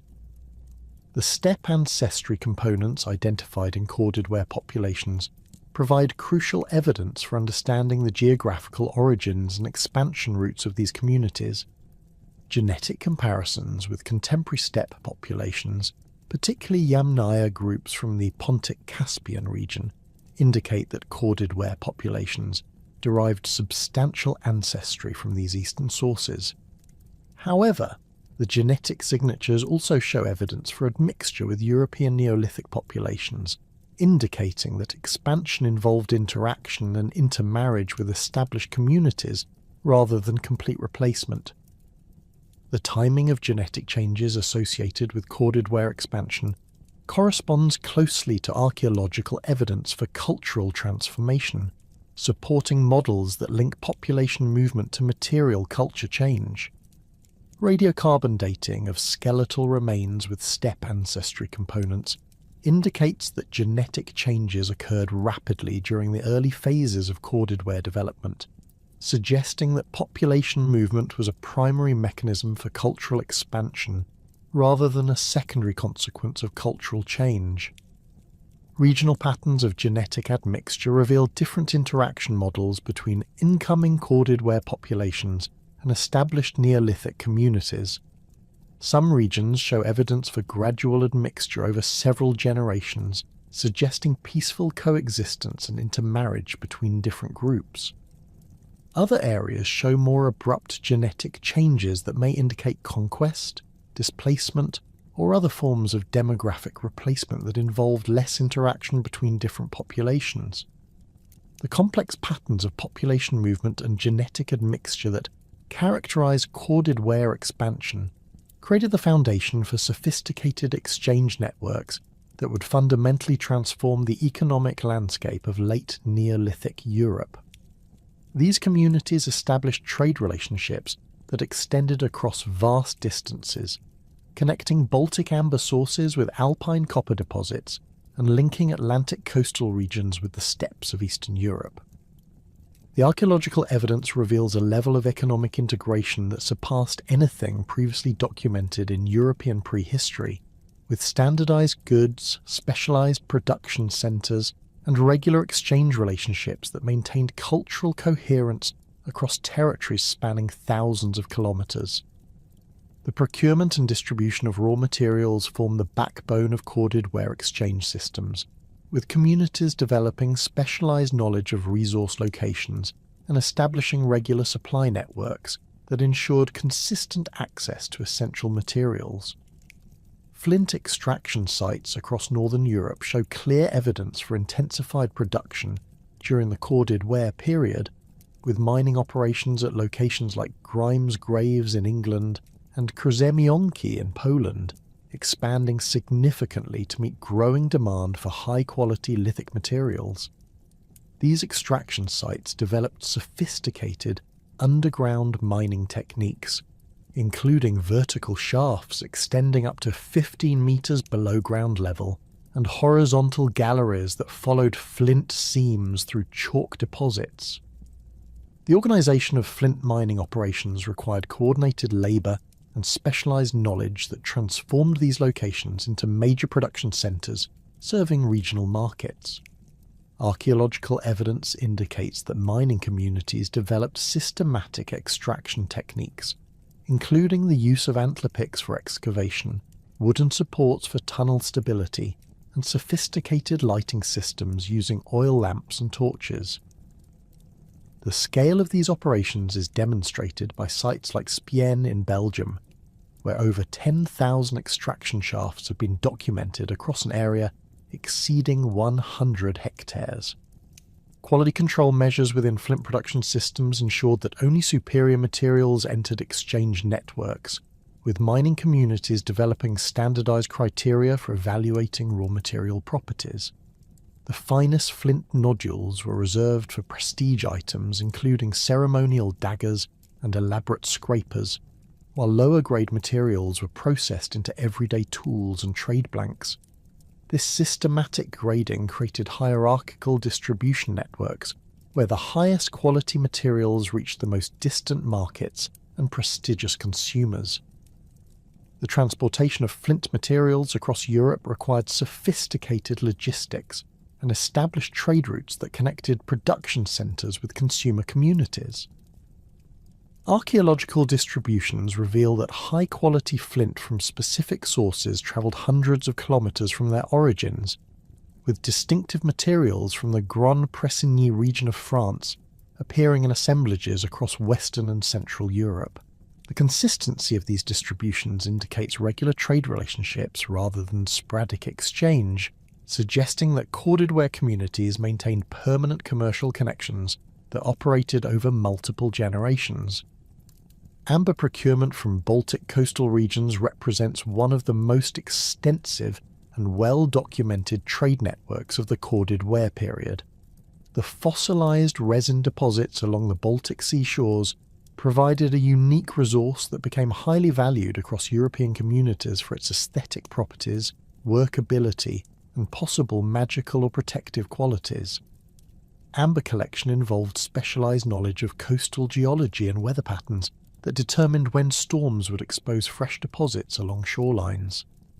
The processing of amber into finished ornaments required sophisticated technical knowledge and specialized tools that transformed raw nodules into elaborate beads, pendants, and decorative elements. Craftsmen developed techniques for heating amber to remove internal stresses, drilling precise holes for stringing and polishing surfaces to achieve lustrous finishes that enhance the material's natural beauty. The most elaborate amber ornaments featured complex geometric patterns, animal motifs, and abstract designs that required exceptional skill and artistic sensibility to execute. Amber distribution networks extended from Baltic sources to the Mediterranean basin, with finished ornaments and raw materials travelling along established routes that connected Northern European production centres with Southern European markets. The concentration of amber artefacts in wealthy corded ware burials across Central Europe demonstrates the high value placed on these materials and their role as markers of social status and economic success. Some burial assemblages contained hundreds of amber beads arranged in elaborate necklaces and headbands that represented substantial investments in raw materials and labour. The standardization of amber bead production indicates the development of specialized workshops that served regional markets with consistent products. Beads from different sites show remarkable similarity in size, shape, and manufacturing techniques, suggesting that craftsmen followed established patterns and maintained quality standards that enabled their products to compete effectively in regional exchange networks.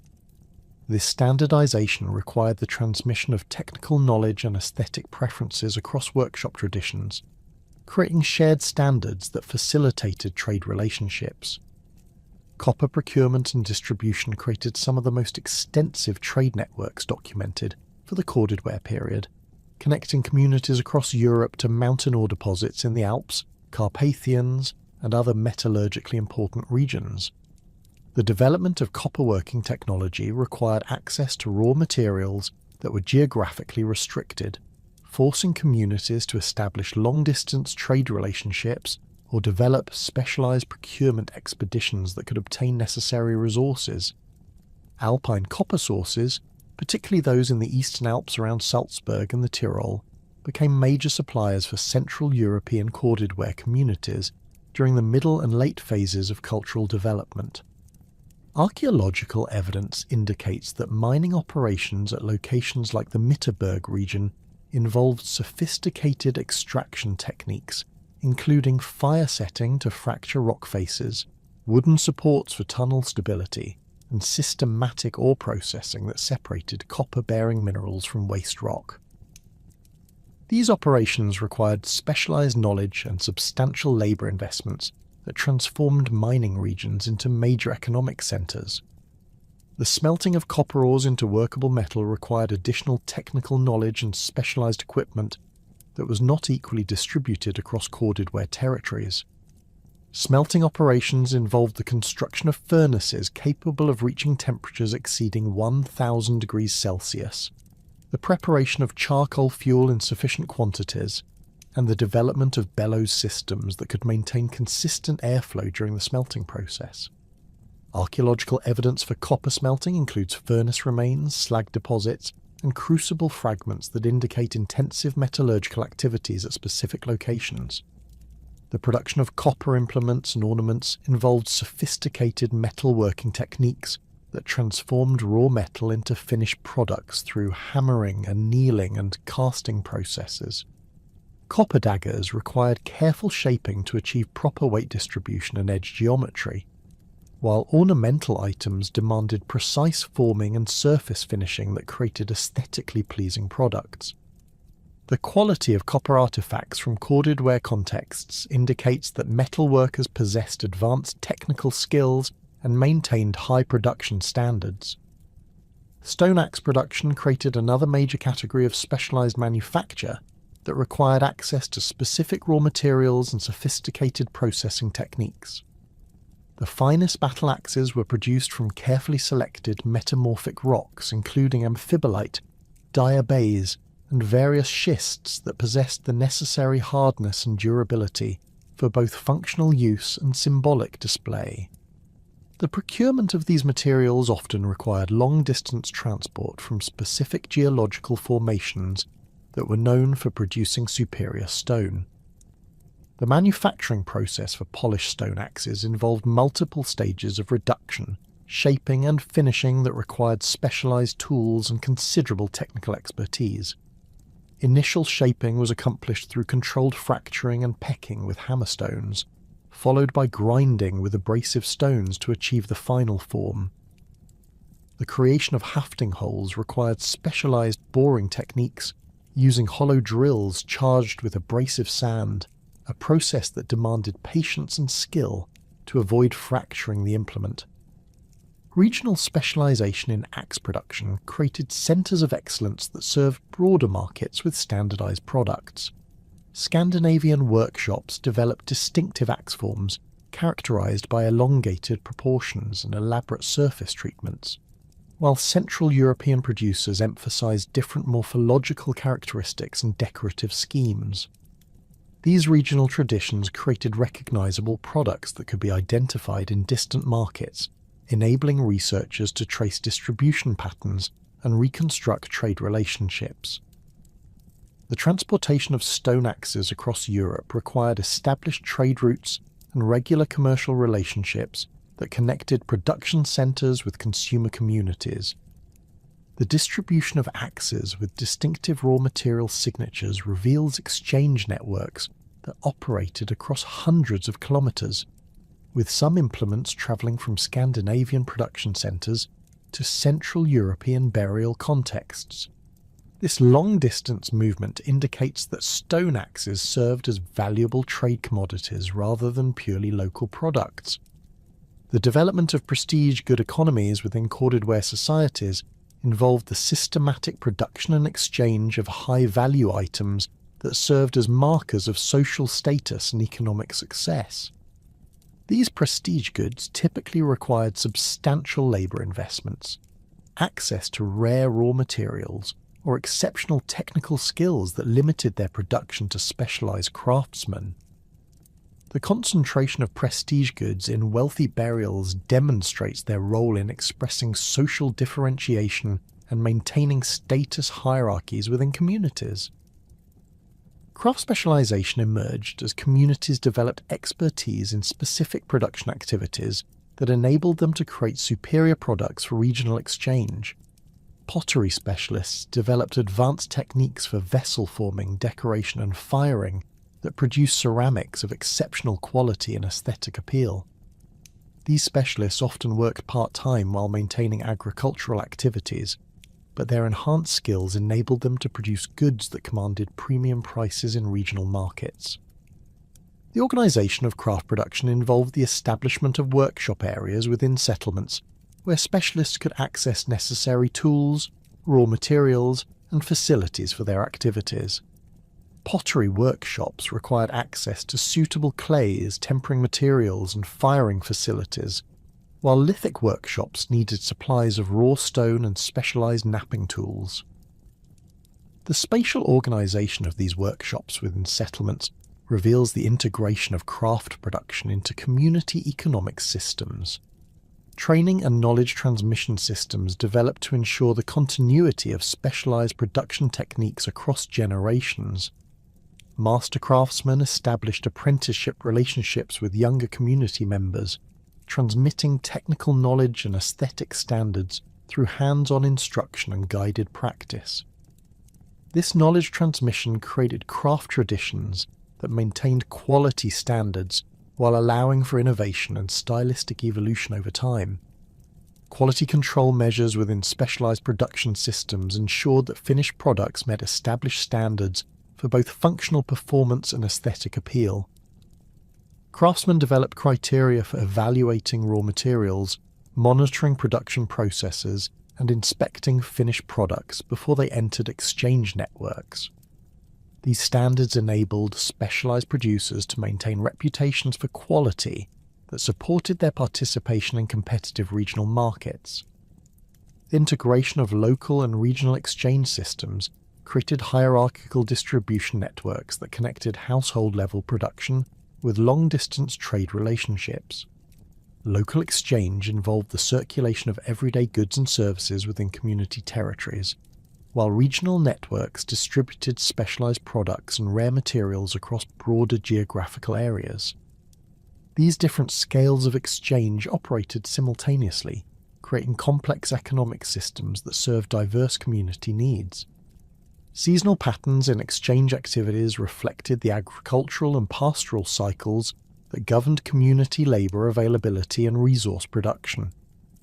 Major exchange gatherings often occurred during periods of reduced agricultural activity, when communities had surplus labour for travel and trade negotiations. These seasonal gatherings provided opportunities for renewing trade relationships, negotiating new agreements, and exchanging information about resource availability and production techniques.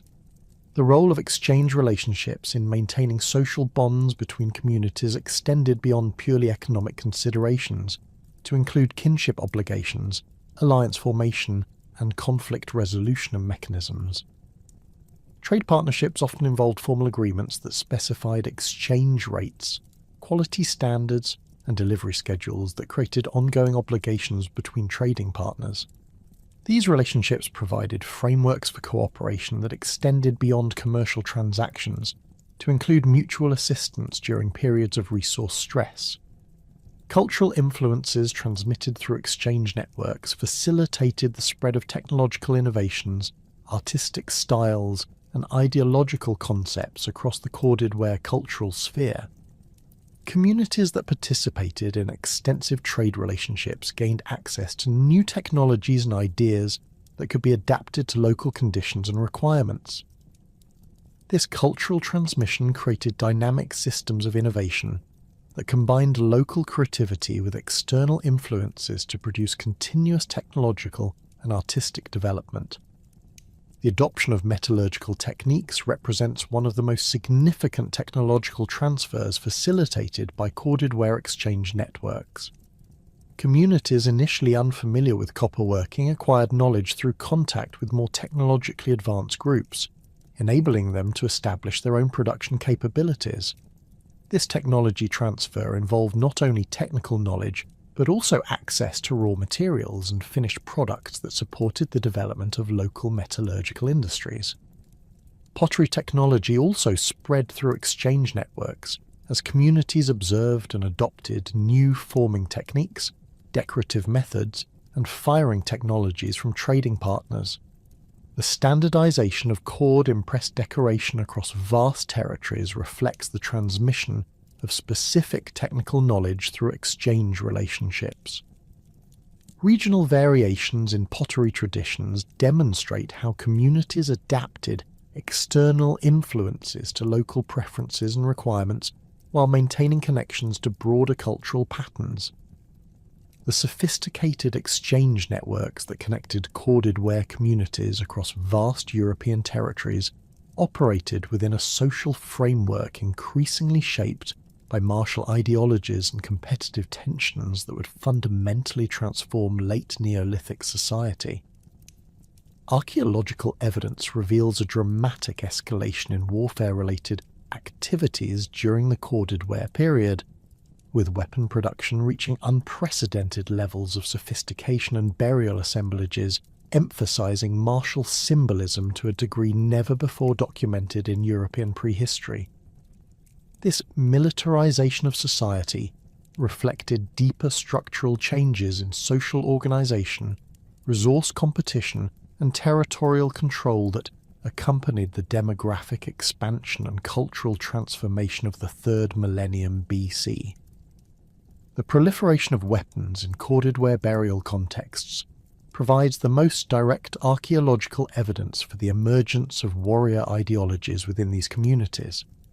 Battle axes appear in approximately 60 to 70% of adult male burials across the entire corded ware distribution, representing a standardization of martial equipment that indicates systematic military organization rather than occasional conflict.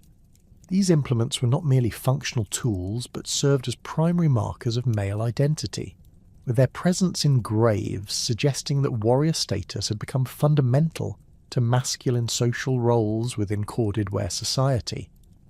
The technical sophistication of corded ware weaponry demonstrates substantial investment in military technology that went far beyond practical requirements for hunting or basic self-defense. Battle axes required 40 hours of specialized labor to produce, involving the selection of appropriate raw materials, careful shaping through pecking and grinding, precise boring of hafting holes, and elaborate surface finishing that created implements of exceptional quality and aesthetic appeal. The finest examples featured complex geometric patterns, animal motifs, and abstract designs that transformed functional weapons into artistic masterpieces expressing both technical skill and cultural values. Regional variations in battle axe morphology reflect different combat techniques and tactical preferences that developed across corded ware territories. Scandinavian single-grave axes typically featured elongated forms with narrow blades optimized for penetrating strikes, while Central European examples often displayed broader cutting edges suited for different combat applications. Eastern European Fatianovo axes developed distinctive boat-shaped profiles that may have reflected specific hafting traditions or functional requirements adapted to forest warfare conditions.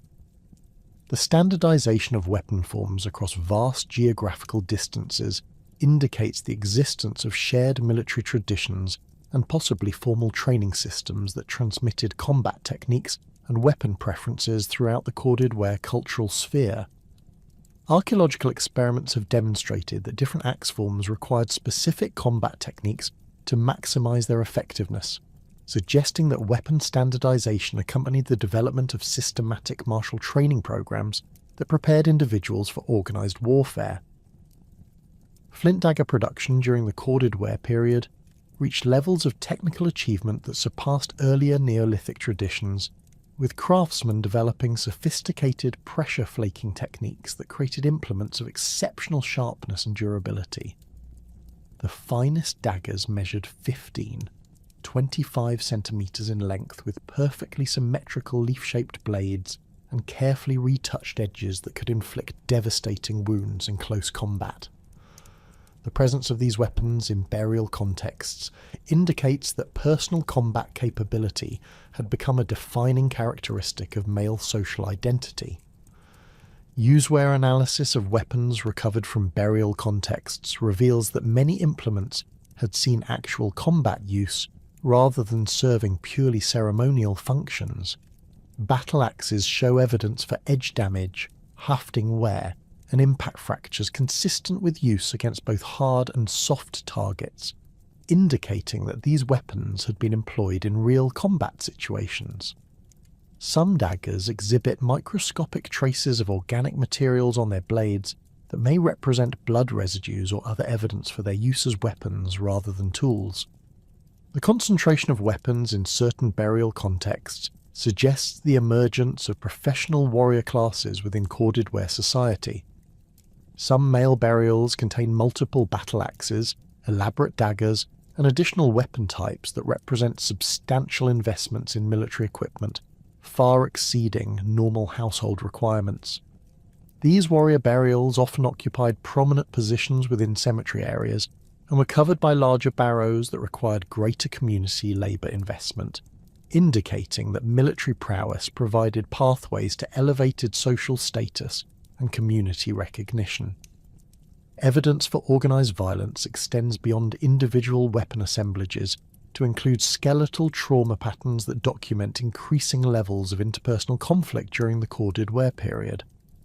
Osteological analysis of human remains from multiple sites has identified healed cranial fractures, embedded projectile points, and defensive wounds that indicate systematic warfare rather than occasional interpersonal violence. The frequency of combat-related injuries increases significantly compared to earlier Neolithic populations, suggesting that warfare had become a regular feature of Corded Ware social life. Cranial trauma analysis reveals specific injury patterns consistent with battle axe wounds, including depressed fractures, linear breaks, and penetrating injuries that match the morphological characteristics of Corded Ware weapons. Some individuals survived multiple head wounds that had healed before death, indicating that combat veterans continued to participate in community life despite serious injuries. The distribution of trauma across different age groups suggests that warfare involved primarily adult males, with limited evidence for violence against women and children. The defensive positioning of some Corded Ware settlements provides additional evidence for increasing conflict levels during this period. Sites like Bronocity in Poland and several German settlements occupied naturally defensible locations on hilltops or promontories that provided strategic advantages for resisting attacks. Archaeological evidence indicates that some communities constructed palisades, defensive ditches, and other fortification features that required coordinated labour and represented significant investments in defensive capabilities. Fortification construction techniques varied according to local topographic conditions and available materials, but consistently emphasized the creation of defensive barriers that could protect communities from external attacks. Palisade systems typically consisted of vertical wooden posts set in foundation trenches and reinforced with horizontal bracing that created continuous barriers around settlement perimeters. Some sites featured multiple defensive lines with gates and controlled access points that channeled approaching traffic through defensible choke points. The archaeological evidence for burned settlements during the Corded Ware period suggests that defensive measures were not always successful in preventing attacks and destruction. Several sites show evidence for violent destruction, including burned house remains, scattered artifacts, and human remains in contexts suggesting sudden abandonment during attacks. These destruction episodes indicate that warfare could result in complete community displacement and the abandonment of established territories. Competition for agricultural land appears to have been a primary driver of increased conflict levels during the Corded Ware period. The demographic expansion associated with this cultural phenomenon placed increasing pressure on available fertile soils, particularly the lowest deposits that supported intensive agricultural systems. Archaeological evidence indicates that communities competed for control of the most productive agricultural territories, with settlement patterns showing increasing territorial organisation and boundary definition over time. The establishment of territorial boundaries involved the creation of physical markers and symbolic declarations of ownership that defined community control over specific resource areas. Burial mounds served as permanent territorial markers that proclaimed ancestral connections to particular landscapes while providing visible symbols of community presence and territorial claims. The systematic spacing of burial grounds across territories suggests that communities used mortuary monuments to establish and maintain territorial boundaries through symbolic means. Resource competition extended beyond agricultural land to include access to raw material sources, trade routes, and strategic locations that controlled transportation networks. Communities positioned near copper sources, flint outcrops, or amber deposits gained economic advantages that could be converted into military capabilities through the acquisition of superior weapons and the ability to form military alliances.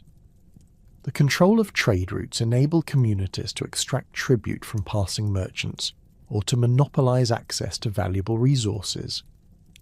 The development of warrior elites within Corded Ware society involved the creation of social hierarchies based on military achievement and combat prowess, rather than purely economic or kinship factors. Archaeological evidence suggests that successful warriors could accumulate wealth through raiding activities, tribute collection, and the control of trade relationships that provided them with resources to maintain their military capabilities and social positions. Raiding activities appear to have been systematized within Corded Ware military culture, with archaeological evidence suggesting regular expeditions against neighbouring communities for the acquisition of livestock, slaves, and portable wealth.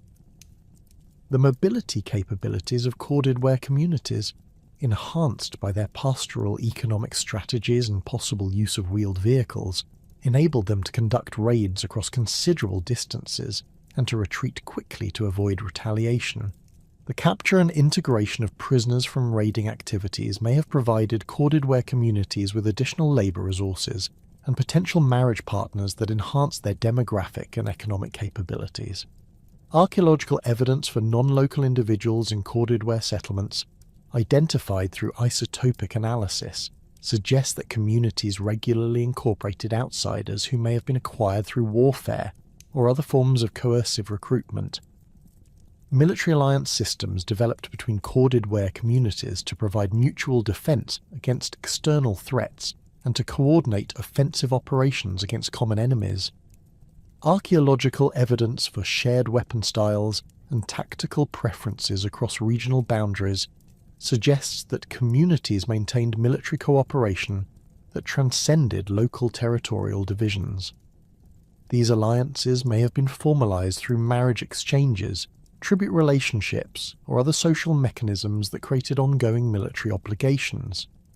The transformation of social organisation within Corded Ware communities reflected the increasing importance of military capabilities in determining community survival and prosperity.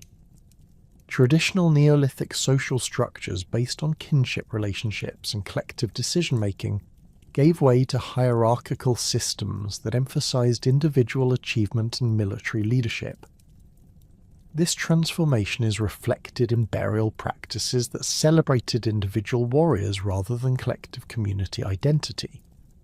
Leadership roles within Corded Ware society increasingly emphasized military command capabilities and the ability to organize effective defense or offensive operations.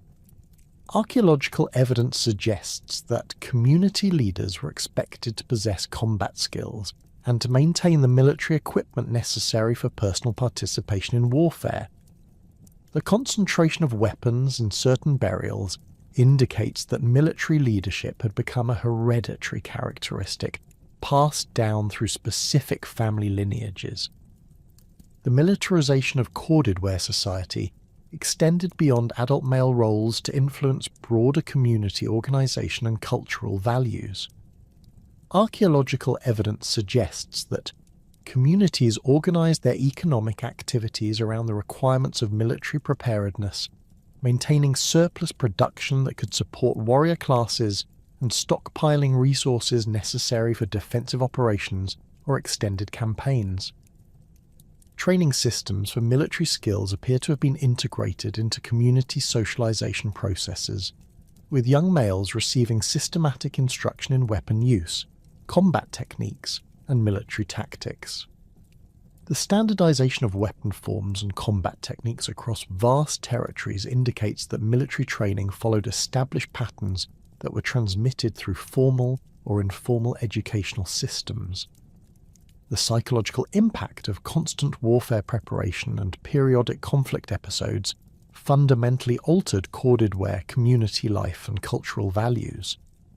Archaeological evidence suggests that communities developed cultural practices that celebrated martial virtues and prepared individuals psychologically for participation in violent conflicts. Ritual activities may have included warrior initiation ceremonies, combat competitions, and other practices that reinforced military values and social hierarchies. The integration of warfare into religious and ceremonial practices is suggested by the prominent role of weapons in burial rituals and their association with other ritual objects in grave assemblages. Battle axes and daggers were often placed in specific positions within graves that suggest ceremonial significance beyond their practical functions as weapons. Some implements show evidence for ritual modification or decoration that enhance their symbolic rather than functional characteristics. The development of martial ideologies within corded ware society created cultural frameworks that justified violence and provided meaning for warfare activities within community value systems. Archaeological evidence suggests that communities developed concepts of honour, courage, and martial prowess that made warfare participation a requirement for full adult male status, rather than an unfortunate necessity imposed by external circumstances. Social tensions within corded ware communities may have been exacerbated by the increasing emphasis on individual achievement and competitive relationships that accompanied militarization. The traditional collective decision-making processes of Neolithic communities were challenged by hierarchical military structures that concentrated authority in the hands of successful warriors and military leaders. The profound social transformations and militarization that reshaped corded ware communities during the 3rd millennium BC operated within sophisticated cosmological frameworks that provided meaning and legitimacy for these dramatic changes in European society. Archaeological evidence reveals complex belief systems that integrated concepts of death and rebirth, celestial movement, and spiritual transformation through carefully orchestrated burial rituals and symbolic material culture expressions. These religious and ideological systems represented far more than simple mortuary customs. They constituted comprehensive worldviews that explained social hierarchies, justified territorial claims, and provided frameworks for understanding the relationship between human communities and cosmic forces. The systematic orientation of corded ware burials, according to cardinal directions, provides the most compelling evidence for sophisticated astronomical knowledge and cosmological beliefs that governed mortuary practices across vast European territories. The consistent placement of male burials with heads toward the west and faces directed southward, contrasted with female burials oriented eastward with faces toward the north, suggests that these communities maintained precise understanding of solar movement patterns and incorporated celestial observations into their religious frameworks. This orientation system was maintained with remarkable consistency across thousands of kilometers and several centuries, indicating that astronomical knowledge formed a fundamental component of corded ware religious instruction and cultural transmission. Archaeological investigations have documented the precision with which burial orientations were maintained, with measurements revealing that grave alignments typically varied less than 15 degrees from cardinal directions, despite being constructed without metal instruments or sophisticated surveying equipment. This accuracy required systematic observation of celestial phenomena and the development of reliable methods for determining precise directional alignments under various weather and seasonal conditions. The consistency of these orientations across different regions suggests that corded ware communities maintained standardized astronomical knowledge that was transmitted through established religious or educational systems. The symbolic significance of burial orientation patterns appears to have related to concepts of solar death and rebirth that connected human mortality to daily and seasonal celestial cycles. Male burials positioned to face the southern sky may have been oriented toward the sun's daily path and maximum elevation, symbolically connecting deceased warriors to concepts of solar power and celestial authority. Female burials facing northward may have been aligned with different celestial phenomena or cosmological concepts that reflected complementary spiritual roles within corded ware belief systems.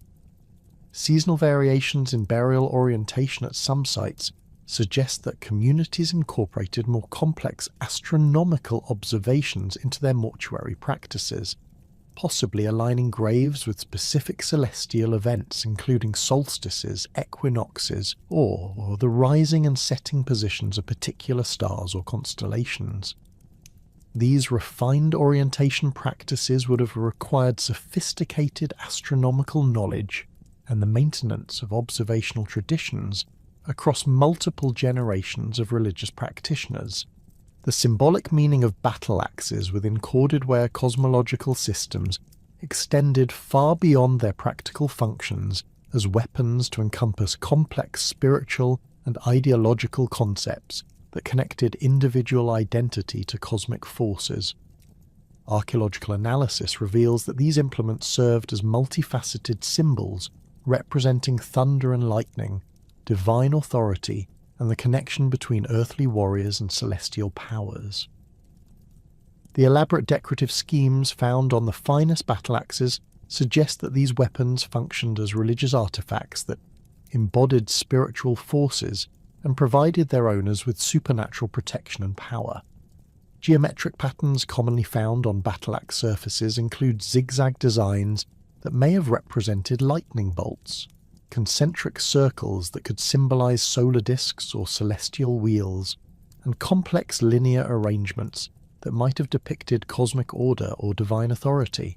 These decorative elements were executed with precision that required exceptional technical skill and suggest that axe decoration followed established iconographic traditions that transmitted specific religious meanings through standardized symbolic vocabularies. Animal motifs occasionally appearing on battle axes provide insights into corded ware spiritual beliefs and the role of animal symbolism in religious practices.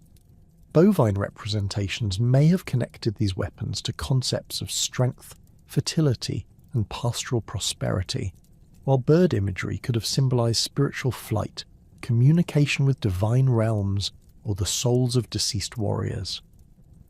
The careful execution of these animal designs indicates that they carried significant religious meaning, rather than serving purely decorative functions. The hafting systems of battle axes involved complex technical and symbolic considerations that connected weapon construction to spiritual beliefs about the relationship between different materials and cosmic forces. The combination of stone blades with wooden handles may have represented the union of earthly and celestial elements, with stone symbolizing permanence and divine authority, while wood represented growth, life, and connection to the natural world. The precise fitting of these components required technical expertise that may have been restricted to specialized craftsmen who possessed both technical knowledge and religious authority. Cord decoration on pottery vessels constituted one of the most widespread and consistent symbolic systems documented within corded ware material culture, with the characteristic twisted impressions carrying complex meanings that connected ceramic production to cosmological beliefs and social identity. Archaeological analysis reveals that cord patterns were not randomly applied, but followed systematic arrangements that may have encoded specific information about vessel function, social status, or ritual significance. The consistency of these decorative systems across vast territories indicates that cord symbolism formed a shared cultural language that enabled communities to communicate complex ideas through material culture expressions. The technical production of cord impressions involved sophisticated understanding of fibre preparation, twisting techniques, and ceramic application methods that transformed functional pottery decoration into symbolic communication systems. Different cord thicknesses, twist directions, and impression patterns created varied visual effects that may have carried distinct meanings within corded ware symbolic vocabularies. The systematic application of these patterns suggests that pottery decoration followed established rules and conventions that were transmitted through specialized training and cultural instruction. Regional variations in cord decoration patterns provide insights into local adaptations of broader symbolic systems and the ways in which communities modified shared cultural elements to express local identity and preferences. Scandinavian single-grove pottery often featured more angular cord arrangements and geometric precision, while Central European vessels displayed flowing patterns and organic arrangements that may have reflected different aesthetic traditions or symbolic meanings.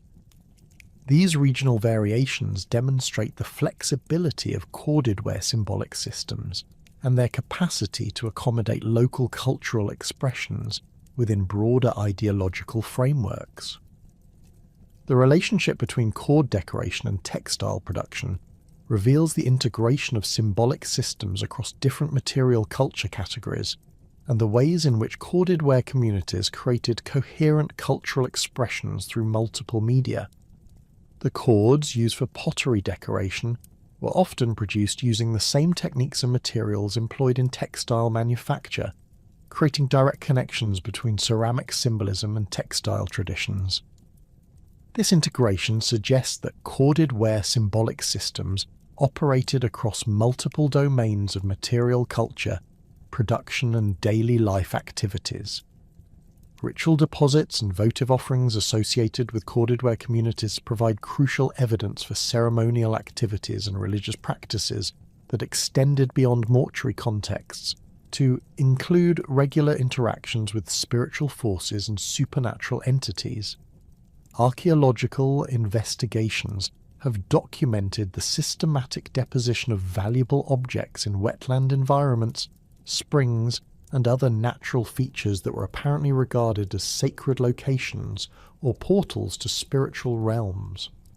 These deposits included high-quality pottery vessels, stone implements, metal objects, and organic materials that represented substantial economic investments, and suggest that ritual offerings formed important components of corded ware religious practices. Wetland deposits from sites across northern Europe contain assemblages of corded ware artifacts that appear to have been deliberately placed in bog and marsh environments rather than lost accidentally during daily activities. These deposits often include complete pottery vessels, polished stone axes, and metal implements that show no evidence for use wear or damage, suggesting that they were manufactured specifically for ritual purposes or were removed from circulation through ceremonial deposition. The careful placement of these objects in specific environmental contexts indicates that wetland areas held special spiritual significance within corded ware cosmological systems. Spring deposits represent another category of ritual offering that connected corded ware communities to beliefs about water sources as sacred locations where spiritual forces could be accessed and propitiated.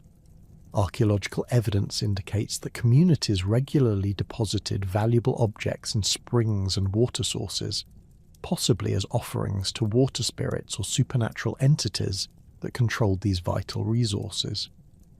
The consistency of these practices across different regions suggests that water worship formed a fundamental component of corded ware religious systems. The selection of objects for ritual deposition followed systematic patterns that reveal the symbolic significance of different artifact categories within corded ware religious practices. Pottery vessels were among the most common offerings, often deposited complete and apparently unused, suggesting that ceramic containers held special significance as ritual implements or symbols of abundance and prosperity. The inclusion of food remains within some deposited vessels indicates that ritual offerings may have included provisions for spiritual entities or symbolic meals that connected human communities to supernatural forces. Stone implements in ritual deposits often represented the finest examples of lithic craftsmanship, with polished axes and elaborate daggers that required substantial labour investments and technical expertise to produce. The deposition of these valuable weapons and tools suggests that communities were willing to sacrifice significant economic resources to maintain proper relationships with spiritual forces. The careful selection of only the highest quality implements for ritual deposition indicates that spiritual offerings required objects that met specific standards of craftsmanship and aesthetic appeal. Metal objects in ritual deposits represent some of the earliest evidence for the ceremonial use of copper and bronze implements in Northern European religious practices. The deposition of copper daggers, pins, and ornaments in wetland and spring contexts indicates that metal objects held special spiritual significance that may have related to their exotic origins, technical sophistication, or symbolic associations with transformation and divine power. The rarity of metal objects during the Corded Ware period made their ritual deposition particularly significant economic sacrifices that demonstrated community commitment to religious obligations. Evidence for ceremonial activities extends beyond object deposition to include archaeological traces of ritual gatherings, ceremonial feasting, and community celebrations that brought together members of different settlements for religious observances and social interaction. Large-scale cooking installations at some sites suggest that communities organised periodic feasts that required the preparation of substantial quantities of food for assembled participants. These gatherings may have served multiple functions, including religious ceremonies, alliance formation, trade negotiations, and marriage arrangements that strengthened social bonds between different groups. Ceremonial architecture associated with corded ware communities includes temporary structures and permanent installations that facilitated religious activities and community gatherings. Archaeological evidence indicates that some communities constructed wooden circles, post alignments, and other architectural features that may have served as sacred spaces for ritual activities. These structures were typically built using techniques similar to those employed in domestic architecture, but were designed for specific ceremonial functions rather than everyday habitation. The integration of astronomical observations into ceremonial architecture is suggested by the alignment of some structures with celestial phenomena, including solstice sunrises, equinox positions, and the movements of prominent stars or constellations. These alignments required sophisticated astronomical knowledge and suggest that corded ware communities maintained observational traditions that connected religious practices to celestial cycles and cosmic events. The construction of astronomically aligned ceremonial structures demonstrates the integration of scientific observation with religious belief systems. Rock art and anthropomorphic stelae provide additional insights into corded ware symbolic systems and the ways in which communities expressed cosmological beliefs through permanent artistic installations. Carved stone monuments from various regions display motifs that may represent deities, ancestral spirits, or cosmological concepts that were central to corded ware religious systems. These artistic expressions required substantial labour investments and technical expertise that suggest they served important religious or commemorative functions within community spiritual practices. Anthropomorphic stelae from Central European contexts often feature human figures equipped with battle axes, daggers, and other weapons that connect these monuments to warrior ideologies and martial religious concepts. The standardized representation of armed figures across different regions suggests that these monuments expressed shared religious beliefs about warrior identity and the spiritual significance of martial prowess. The prominent positioning of these stelae within landscapes indicates that they served as territorial markers and religious focal points that proclaimed community identity and spiritual authority. Animal representations in rock art include bovine figures, horses, and other domesticated species that may have symbolized pastoral prosperity, divine protection, or spiritual transformation within corded ware cosmological systems.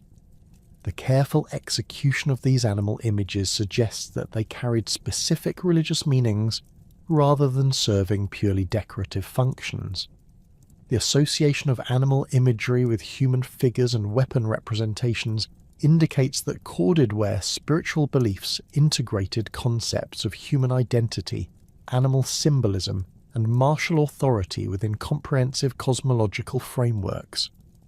Geometric patterns in rock art and stellar decoration include circles, spirals, zigzags, and linear arrangements that may have represented cosmological concepts, celestial phenomena, or spiritual forces within corded ware belief systems. The consistency of these geometric vocabularies across different regions suggests that they formed standardized symbolic languages that enabled communities to communicate complex religious ideas through visual media. The integration of geometric patterns with figurative representations indicates that corded ware artistic traditions combined abstract and representational elements to create comprehensive symbolic systems.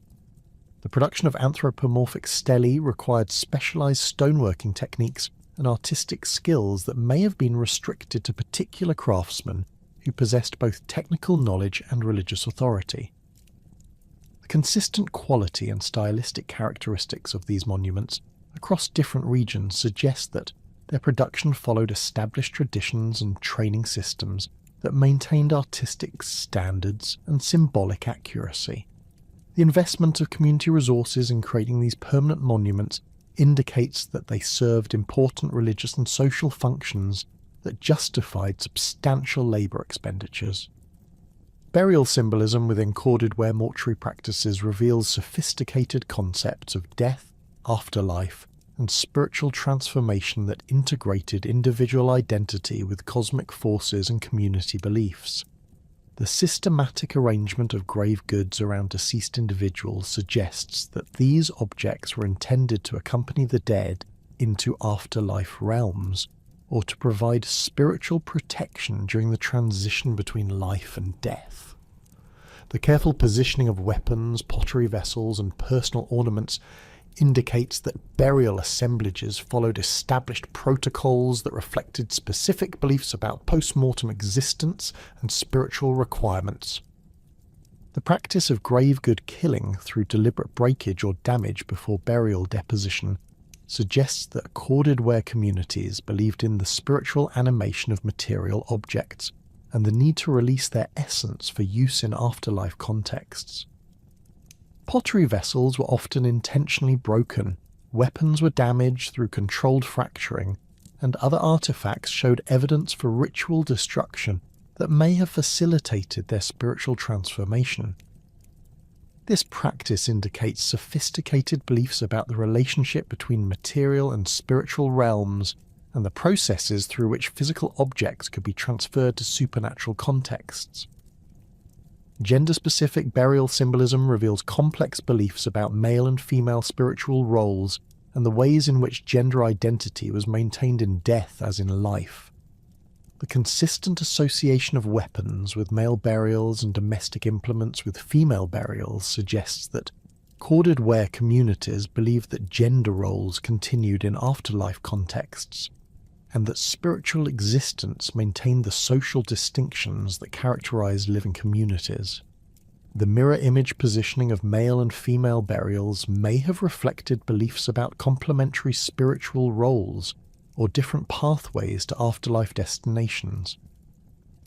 The integration of personal ornaments into burial assemblages provides insights into concepts of individual identity and the ways in which personal characteristics were believed to persist after death.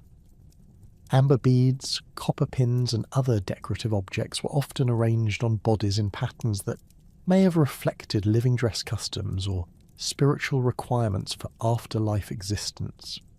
The substantial investments represented by these ornament assemblages indicate that communities believed that personal adornment remained important in post-mortem contexts, and that spiritual existence required appropriate material provisions. The sophisticated religious and symbolic systems that governed corded ware communities provided the ideological foundation for their eventual transformation into the Bronze Age societies that would dominate European prehistory for the subsequent millennium. Rather than experiencing a sudden collapse or cultural termination, corded ware traditions underwent gradual metamorphosis through complex processes of technological innovation, demographic change, and cultural synthesis that preserved essential elements while adapting to new circumstances and opportunities. This transformation occurred through multiple interconnected factors that operated simultaneously across different regions, creating varied pathways of cultural evolution that maintained fundamental continuities while embracing revolutionary changes in material technology and social organization. Climate change during the late 3rd millennium BC created environmental pressures that forced corded ware communities to adapt their subsistence strategies and settlement patterns to new ecological conditions. The subboreal climatic period, which had provided favourable conditions for corded ware expansion, gradually gave way to cooler and more variable weather patterns that affected agricultural productivity and pastoral activities across European territories. These climatic shifts reduced the carrying capacity of some regions, while opening new opportunities in previously marginal areas, forcing communities to modify their economic systems and territorial organisation to maintain their established lifestyles. Archaeological evidence indicates that some corded ware communities responded to climatic challenges by intensifying their agricultural practices and developing more sophisticated food storage systems that could buffer against seasonal variability and periodic harvest failures. Excavations at sites like Brunakesser reveal expanded storage facilities and evidence for crop diversification that enable communities to maintain stable food supplies despite environmental uncertainty. These adaptations required increased labour investment and community coordination that may have strengthened social hierarchies and centralised decision-making processes. Population dynamics during the late corded ware period involved both demographic growth in successful regions and population decline in areas affected by environmental degradation or resource competition. Genetic evidence suggests that some communities experienced substantial population expansion that created pressure for territorial acquisition and resource control, while others faced demographic stress that forced consolidation or migration to more favourable locations. These varying demographic trajectories created opportunities for cultural interaction and population movement that facilitated the transmission of innovations and the formation of new cultural syntheses. The demographic success of certain corded ware communities appears to have been linked to their adoption of technological innovations and economic strategies that provided competitive advantages over neighbouring groups. Communities that successfully integrated metallurgical knowledge, improved agricultural techniques, and specialised craft production were better positioned to support larger populations and to expand their territorial control. This demographic advantage enabled them to influence the cultural development of broader regions through population movement, intermarriage, and the establishment of new settlements in previously unoccupied territories. Cultural evolution within corded ware societies involved the gradual accumulation of technological innovations and social changes that transformed their material culture and organisational systems over several centuries of development. The introduction of wheeled vehicles during the later phases of corded ware development revolutionised transportation capabilities and enabled communities to exploit resources across broader territories while maintaining connections to distant trading partners. Archaeological evidence for wheel technology includes ceramic models, wooden wheel fragments, and trackways that indicate systematic adoption of this transformative innovation. The development of more sophisticated metallurgical techniques during the late corded ware period enabled communities to produce higher quality copper implements and to experiment with bronze alloys that provided superior material properties for tools and weapons. Archaeological evidence indicates that some communities developed specialised smelting operations and established regular supply relationships with ore sources that supported intensive metal production. These technological advances provided the foundation for the Bronze Age metallurgical industries that would transform European material culture during the second millennium BC. Craft specialization intensified during the later phases of corded ware development as communities developed more sophisticated production systems and established regional centers of excellence that served broader markets with standardized products. Pottery production evolved toward more standardized forms and decorative schemes that reflected the influence of emerging Bronze Age aesthetic traditions while maintaining distinctive corded ware characteristics. Stone tool production continued to emphasize high-quality implements, but gradually incorporated new forms and techniques that reflected changing functional requirements and technological possibilities. Social stratification within late corded ware communities became increasingly pronounced as successful individuals accumulated wealth through trade activities, craft specialization, and military leadership that enabled them to establish hereditary elite positions. Archaeological evidence indicates that social hierarchies became more institutionalized through formal ranking systems and the development of aristocratic lineages that controlled community resources and decision-making processes. These elite groups provided leadership for the cultural transformation processes that would eventually produce Bronze Age societies.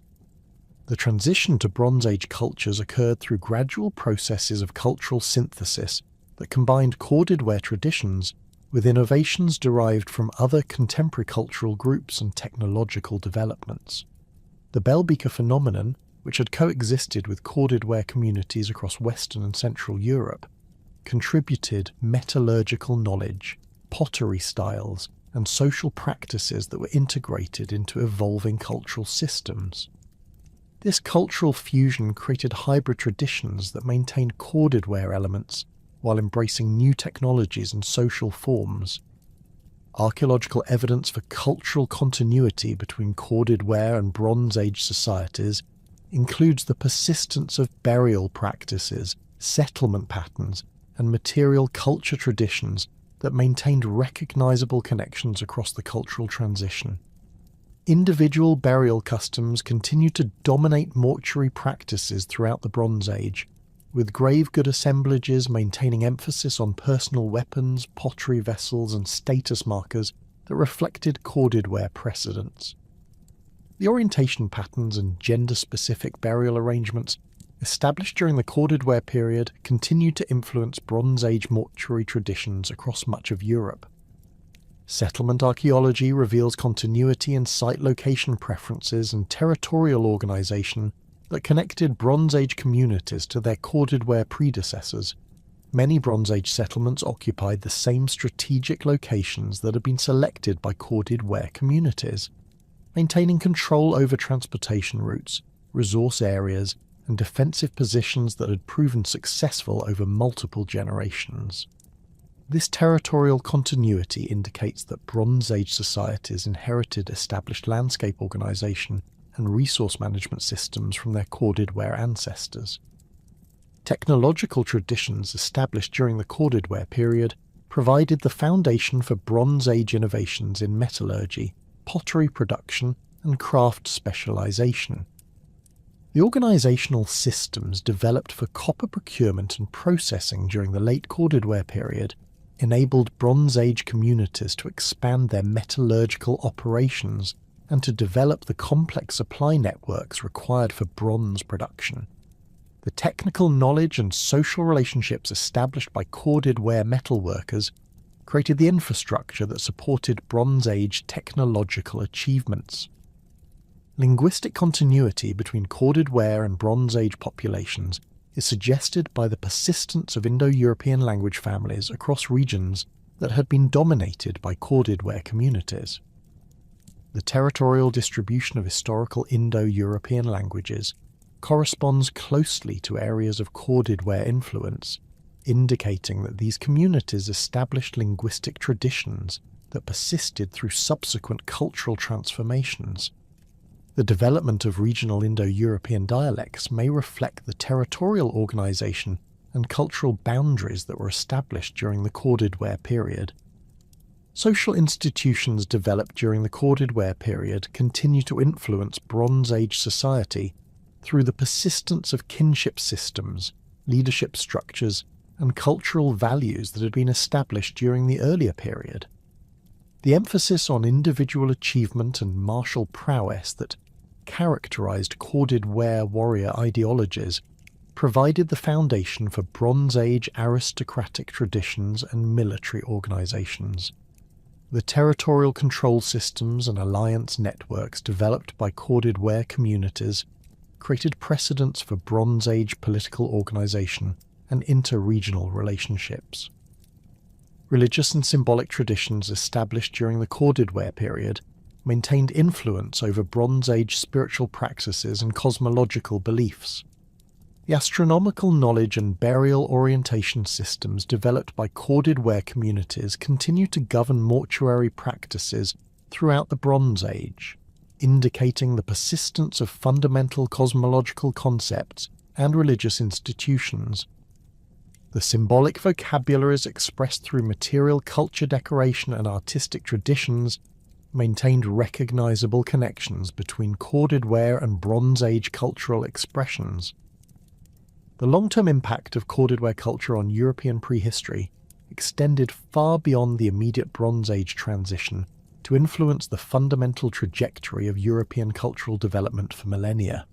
The demographic expansion and territorial occupation accomplished by Corded Ware communities established population distributions and cultural boundaries that would persist through subsequent historical periods. The genetic contributions of Corded Ware populations continue to be detectable in modern European populations, indicating that their demographic impact created lasting changes in European population structure.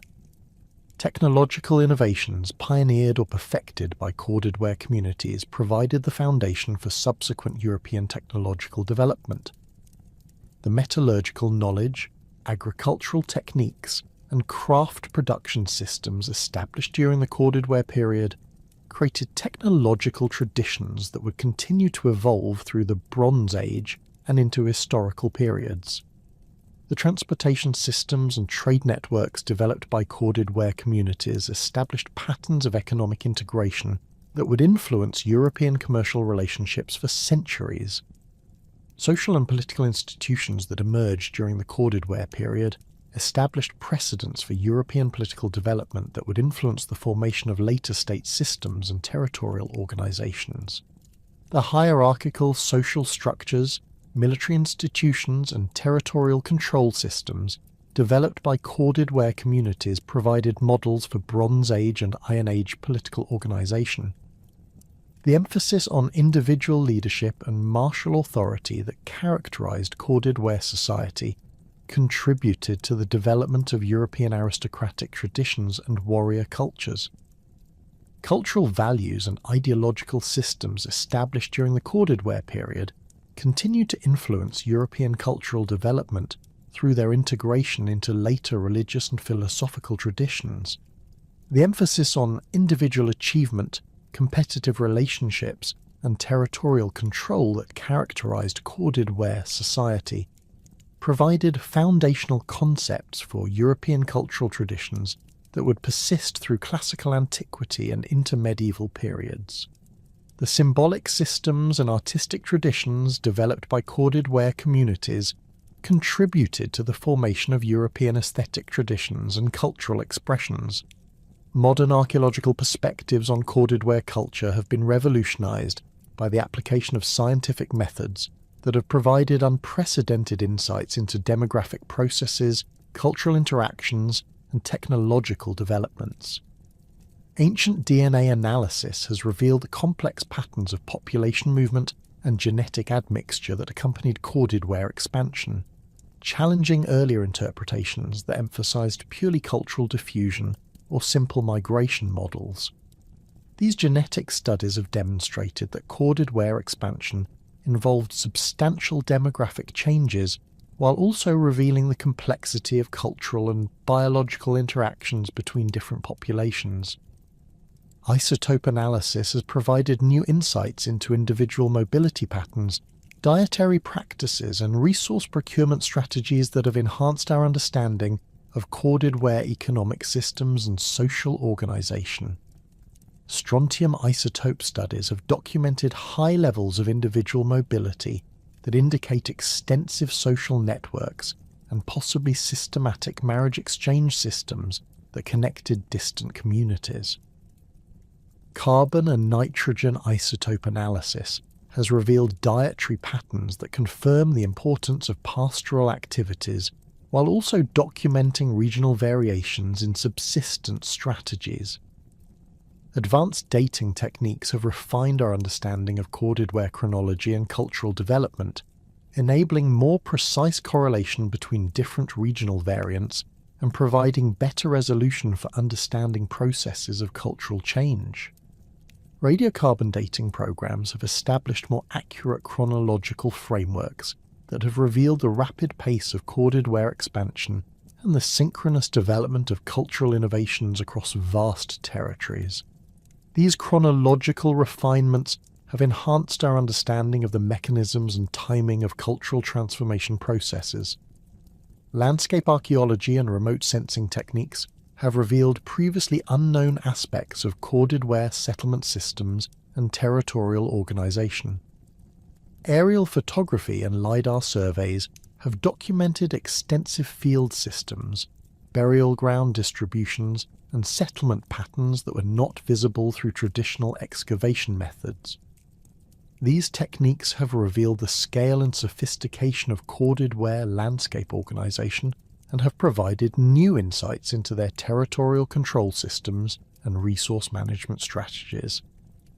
Ongoing research directions in corded ware studies include expanded ancient DNA sampling that will provide more comprehensive understanding of demographic processes and population interactions across different regions and time periods.